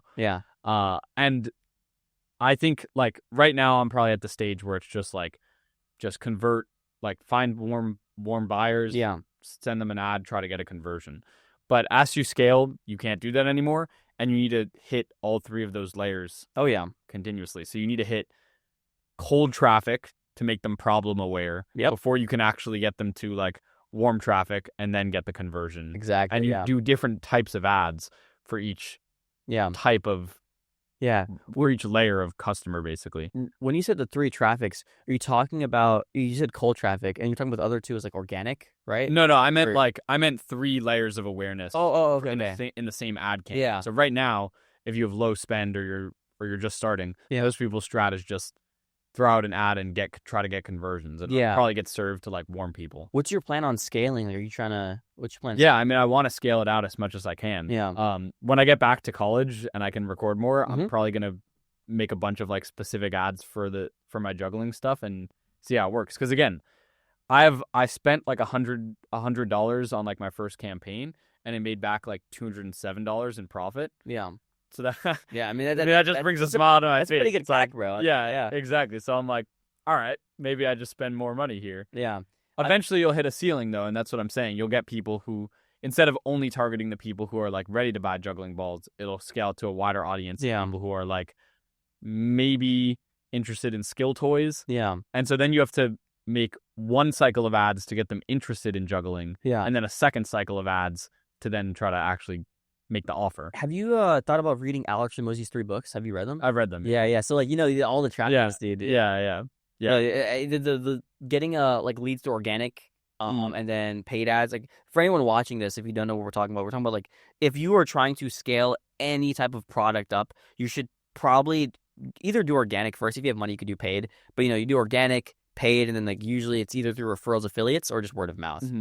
Yeah. And what I really I think slept on for a while is the synergy between organic and paid. Because like with Meta, you can, so like the targeting is crazy. You can target people who you can like create new audiences Yeah. for when you run your ads, and you can create an audience. For example, let's say I made a specific video that makes people product aware. Yeah. So I made a video being like, hey guys, we're launching the new juggling balls soon, blah, blah, blah. Yeah. Then I can run an ad targeting people who watched at least 95% of that organic Instagram video. Yeah, yeah. So I'm like, all right, I know these people are product aware because they watched 95% of this video. In your ecosystem. Yeah, so now I can just target them with, all right, they know that I have the balls. Now I can target them with, they're on sale for 3 days. Yeah. Something like that. It's amazing. Versus perfect marketing strategy. Versus you could do the reverse where you exclude that list. So exclude anyone who's watched this video. They're not product aware. They don't even know I have juggling balls. So then I can make an ad targeting to them being like, ever wanted to learn to juggle? Well, we actually have some juggling balls. Yeah. Dude, I love talking about this stuff as well, bro, because like not a lot of people, especially people in my space, like we only talk about YouTube stuff. Yeah. People don't really sell products. Like especially my closer YouTube friends, like they're dialed on YouTube. They don't sell products. But like I'm coming from a dropshipping background, so this stuff I love talking about this stuff, me bro. too, dude. There's so much more, I think. And at least I think like there's a lot more when you with the business aspect, you build a custom. I think I was telling you this earlier, maybe. Yeah. But I've been looking to some other juggling companies to like manage the shipment of my products. Like ship the so like they get the balls get manufactured in Pakistan. I ship it to right now. I ship it to like my apartment, and my mom just ships it out to the customer. Yeah. Mom.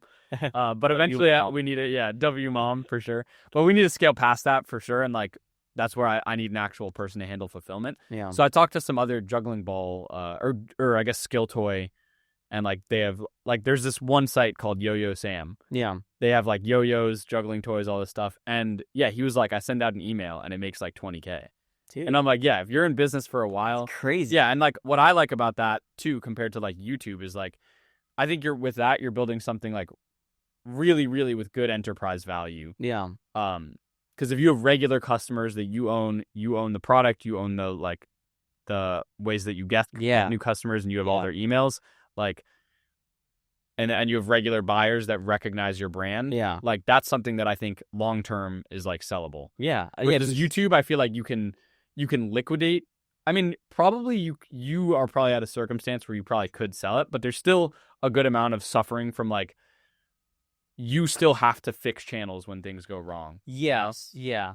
But I have gotten some pretty good offers for some channels. Yeah. So I want to jump back to that actually. So you got the $160K offer for a channel. Yes, yeah. How could someone value a channel at $160,000? So I'll tell everyone right now, the way I was able to get this offer is very, very special. It was actually in the Roblox niche. This is a Roblox channel. It was making like $34,000 a month.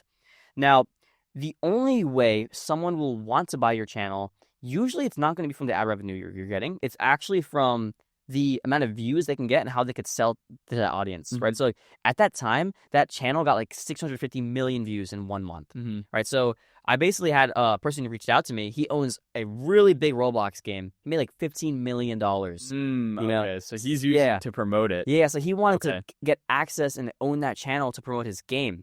Yeah. But here's something I realized. It's like this only really applies to companies that will see a return on their investment. You usually won't have someone buy your channel just because you're making AdSense from it. It has to be a second marketing stream. Yeah, exactly. And this kind of loops back into like actually having a business where you sell stuff. Yeah. Which I guess in this case how do you make money from a Roblox game? Do you make money just from like users? Yes, it's like so Roblox in-game pays. interactions, and like pay in-game. Okay, so they have in-game products that they sell on Yeah. Roblox as well.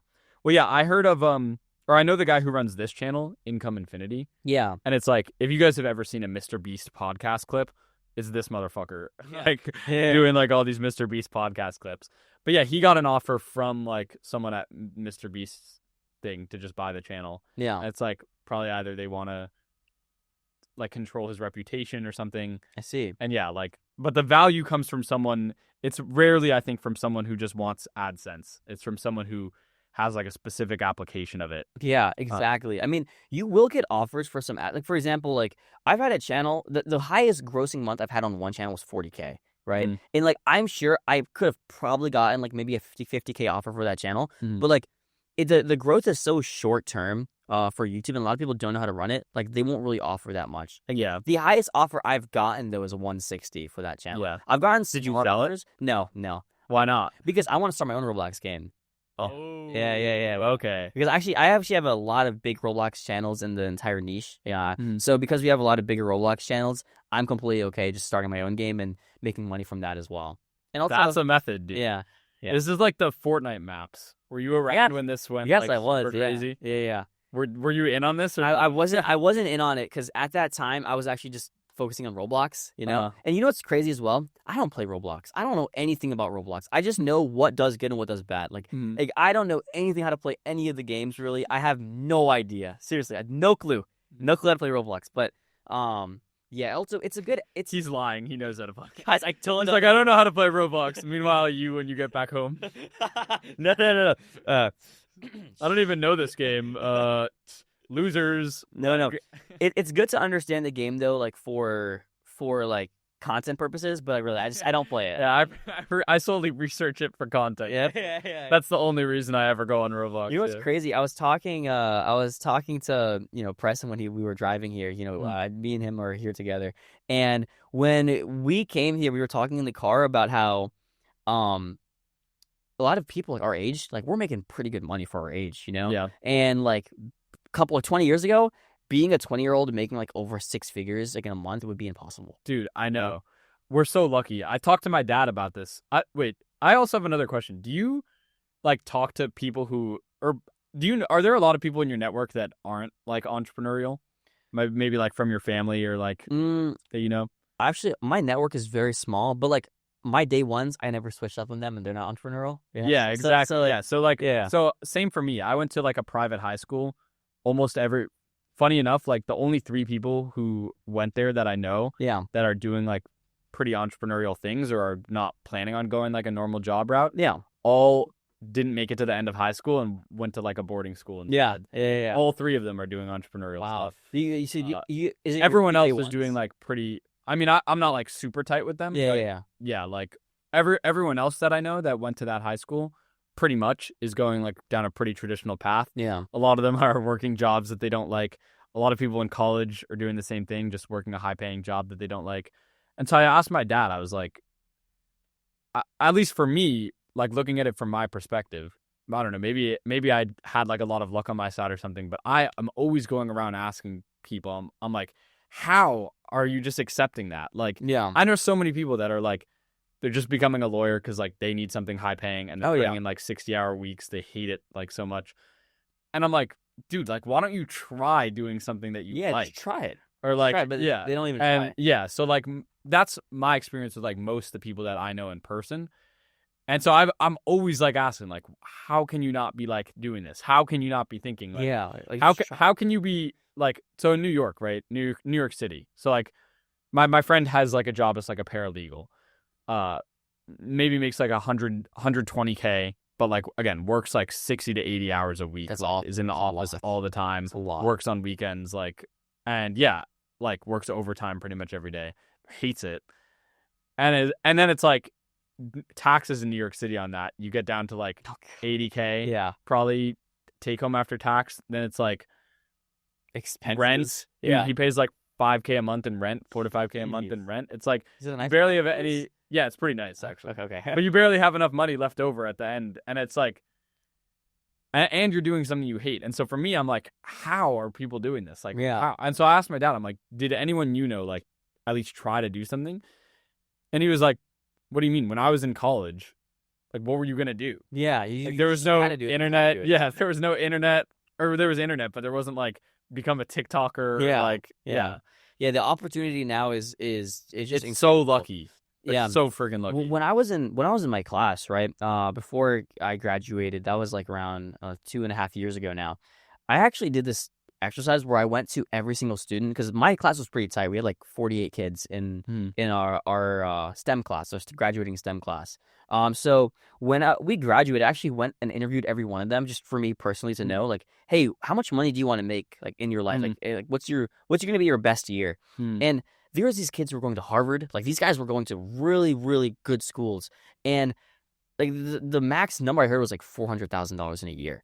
You know, and I was just thinking like, I know people who are doing that just on faceless channels alone. Yeah. You know? So like I was just thinking like this can't be for me, man. If these guys are smarter than me in education, Yep. they're going to the best colleges and that's their goal. And I know people who didn't go to college making this much, and I'm already making like $20K per month right now with dropshipping at that point. I'm just like, yeah, it's not for me. I have another story about that as well. Actually, you know, I was in STEM, and at the very end of the year, we had to make a presentation for like what we were gonna do after school. So of course the teachers had to review it and stuff. And for my presentation, I basically said I wasn't gonna go to college, I was gonna do entrepreneurship. And they made me change it because they said if you say you're not going to college, it's a bad rep for our academy. So they actually they forced me to put down a college. So I said I was gonna go to UMD, you know, that I was gonna go to college. I'm here right now. You know, I had to, because like it's just seen as such a bad thing for a lot of people. Yeah, I know. It's pretty funny because then I go to have you ever been to like a YouTuber like convention type thing? Dude, no, I haven't. Okay, you got to go to like Vid Summit or something. Yeah, I know. I need to. I got invited last year. Oh, really? Yeah, but I wasn't able to. Some stuff came up. Yeah, that's the one I went to the past 2 years, and like it's so funny going from my college to there because it's like there it's like corny to be like, yeah. I'll tell people like I'm in college right now. They're like, you go to what are you doing in college? That's bro? So funny. Like, it's like they say it's like you're like a cornball if you go to college. Like, that is so funny. Like, what are you doing, bro? You have this is right in front of you. Versus like if I told people in college like, oh yeah, I do YouTube, they're like, you're not getting like a job. Like you know what I mean? So that is great. That is great. That's so funny. I need to go this year.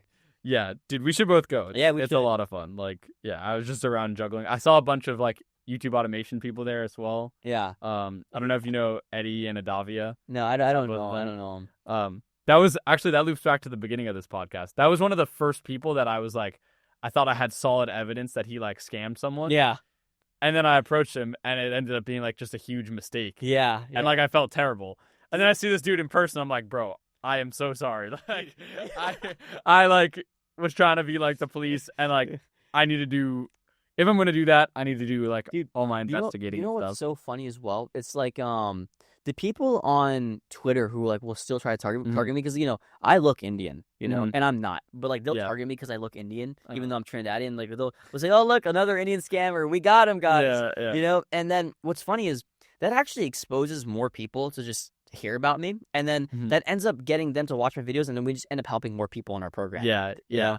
I mean, dude, like I think once Logan Paul realized that he can do the Suicide Forest thing, and just make more, and like people forgot about it, and he's making more money than ever after something that big.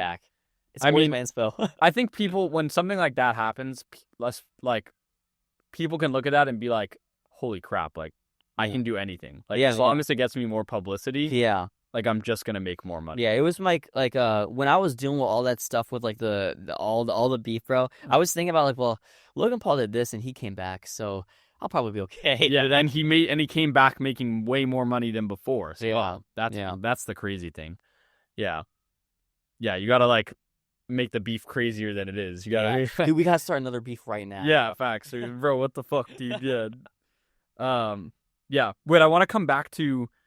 I don't think you even ever finished off the story when you came back. You got kicked out of your house. For 3 days. And came back. So and then what happened? So when I came back, right, it was a little awkward, you know, at my house because my dad's like, "Oh, so you came back, you know, yeah, come back." And I was like in my head, I wasn't saying anything, but I was like, out loud, I wasn't saying anything, but in my head, I was like, I'm still gonna make money with business, you know. I'm not gonna go to college, but like at the time, I was telling them I'm gonna be an electrical engineer. You know, while secretly just making money from YouTube.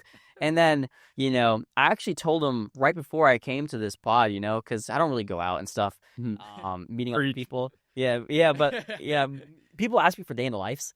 And it's like I wake up and I go to my computer for 16 hours and then I go to sleep. Yeah, exactly what I was like. You want to see a 16-hour video of me just sitting at a computer? Click. Yeah. But yeah, before I left, I was telling him, like, yeah, well, he was like, so how much do you have liquid right now? And I'm not going to say on the pod, but I told him, and he was like, liquid? And I was like, yeah. And then, you know, he was like, what do you mean? I thought you only had, like, last time you told me, like, you had 20,000. I was like, that was a year and a half ago. I was a year, and it's been a long time since then. We've made a lot more. So, they kind of they cooled off now. They cool off, but they'll still be on it sometimes. They'll still be worried. And you're still with your parents, like living with your parents? Oh no, I moved out a while ago. I live with my girlfriend now. Oh yeah. Yeah, but we got a nice little cozy place. It's actually not even too far from home. The thing is, like, a lot of people, like, these gurus, they'll move it to, like, Miami or stuff, and, like, I'm gonna be honest, like, I don't like it, bro. Yeah, I know. That's the thing. I want to live somewhere warm, and, like, I want to live. Miami's a potential spot, but then I'm like, oh, there's so much, like, it's too distracting. I think. Like, a lot of people, they like these connections and stuff like that, and I'm very, very heavily, like, when the people around me are, like, working hard, I'll probably work harder too, but, like, I work the hardest when I am isolated, like, when it's just me and my thoughts and, like, just me. It's like, I live with my girl, she's super, super supportive. She's amazing. And, I just work all day, and, like, the rest of my time when I'm not working is just with her. And, like, that's it. That's all I care about. I don't really care about buying a nice car, and when I was younger, I'm in my first 1,000, I bought this watch. Like, this is the only expensive watch I've ever bought. It's $1,000. Yeah. And, like, I never bought anything else because it's like I don't care about spending money on things. It just, like, I'm in it for the love of the game, bro. I know that's the problem with, I think, a lot of people think entrepreneurs are materialists, but really we're just stupid. Like, yeah, bro. It's like we just get stupidly obsessed with. It's the same way that someone could get obsessed with, like, the GeoGuessr guy. Yeah. Yes. Yeah. Same way that guy just gets obsessed with knowing every fucking, like, ball and hydrant and, like, fucking street sign and what country that's from. Crazy. So, yeah, I feel like he's lying, but I mean, dude, I believe it, bro. I want to have faith, bro. I want to have faith. Yeah, me too. So, like, it's just an obsession like that. Just people, the same way that someone could get obsessed with GeoGuessr or Roblox, some people just get obsessed with, like, building businesses, just making money from it. Yeah, I get the most happy. There was a study at Harvard. I don't know the exact one, but it was some study that was showing that, like, students felt the most happiest when they made progress toward something, whether it's the long-term goal, they got a better grade. If they got a B than an A, they felt happy. And I feel the same way. Sorry. I feel the same way with, like, just making progress just in general. I'm exactly the same as well. I like I guess before this, my, like, thing that gave me a lot of meaning and made me feel a lot of progress was, like, going to the gym and, like, getting better lifts. And then, like, there's so many. I always make this comparison because the problem with that is that, one, like, you've hit your newbie gains, it's not good. Two, a lot of the progress comes from, like, focusing on just eating a lot, which is, like, I don't want to do. But number three, like, you max that out so quickly. Like, the most you can do in terms of, like, getting better gains from lifting is, like, lifting for 2 hours a day, maybe. Yeah. After that, it's not like lifting for, like, 12 hours a day. Yeah, it's just like making you more jacked. Right, you're just destroying yourself. Yeah, it's just gonna make you less jacked. But with entrepreneurship, it's like, that's what I think I love, like, progressing and, like, just skill stacking as well. Yeah. I like to view it. I would be curious to see your opinions or if you had any to add on this list. But I put together a doc. My friend came to me and he was like, all right, Bennett, like, I want to do entrepreneurship. What do I do? Yeah. I was like, well, I think you should start by getting good at any high leverage skill. Yeah. So it could be, like, YouTube automation and gathering attention, or it could be building an app, or it could be, like, a SaaS tool, or it could be creating better offers or helping a business owner, like, grow. And so he was like, yeah, but what should I do? Yeah. And I was like, you know what? Let me just list a challenge. So I listed, check this out. I listed, like, a bunch of skills. I called it, like, the 1,000 challenge. Yeah. Where it's like, do any of these things. And I have, like, a bunch of things on there. So it'll be like, so he asked me, what should I do? I'll be like, well, you can get $1,000 in ad revenue in 30 days. That's one thing you could do. Yeah. Close $1,000 in commission as a commission-only sales position within a week. And I listed a bunch of things that you could do, and all of these are skill-based, in my opinion, basically. So, and that you can develop the skill, and that's, like, the start that you get. But once you can start stacking these skills, right, like getting attention, being able to put together a good offer, understanding email marketing, paid ads, organic, every aspect of that, you can stack them and make, like, a lot more over time. So you asked me, like, which one do I think is the best? Oh, yeah. Yeah. Or which ones would you do? And, like, are there any that I'm missing, I guess? So another fun question. I think attention is definitely the first, like if you want to do anything, people need to know you exist. Yeah. No one can buy anything from you. You can't make money from AdSense. Like, you need people to know, like, it just in general. Like, if you were, like, back in the 1900s, or not 1900s, maybe 1800s, you're selling milk. right? It's like you couldn't sell the milk unless your neighbors knew that you were selling milk. Yeah. You know, it's the same thing. Yeah. You know? But I think attention is probably like the most important one. That's what I would focus on the most. But other than that, I mean, that list is pretty solid. I mean, like, I think attention is definitely number one though on that list. Yeah, at least I think, especially if you're extroverted or if you can get comfortable on camera. Yeah. That's why I still think personal branding is S tier, because I think the thing is that, like, probably you or I may not even realize it, but like so many people just don't want to be on camera. A lot, yeah. A lot of my students, dude. Yeah, All of my students, they want to be faceless. A lot of them don't want to put on their cameras, and that's because, like, I don't know if they feel shy, you know. Yeah. But, you know, honestly, in this day and age, you don't need to really have your camera to make money, though. Like, oh yeah, definitely not. Yeah. I'm just saying, I feel like that aspect is underrated because Yeah. so many people just aren't willing to do it. If you're just willing to be on camera, Yeah. you have a huge advantage. Another thing with that was like insane marketing as well is like if you do things that people aren't willing to do, you will make more money. Like, for example, like if you go and make videos where you go interview people in public, like the amount of people who are like not willing to do that. Like the Hard Knocks guy. Yeah, exactly. That guy's great. Yeah, so like, dude, you know what's crazy? I made a ranking video on that, and they got like 50 million views the other day. It's crazy. It's going really good at ranking. Really? That's great. But yeah, for example, like the Hard Knocks guy is a good example of that. Like, so many people aren't willing to do that, and because so many people aren't willing to do that, there's less competition. And when there's a high demand and not a lot of supply, you become that supply. Yeah, that's what I realized.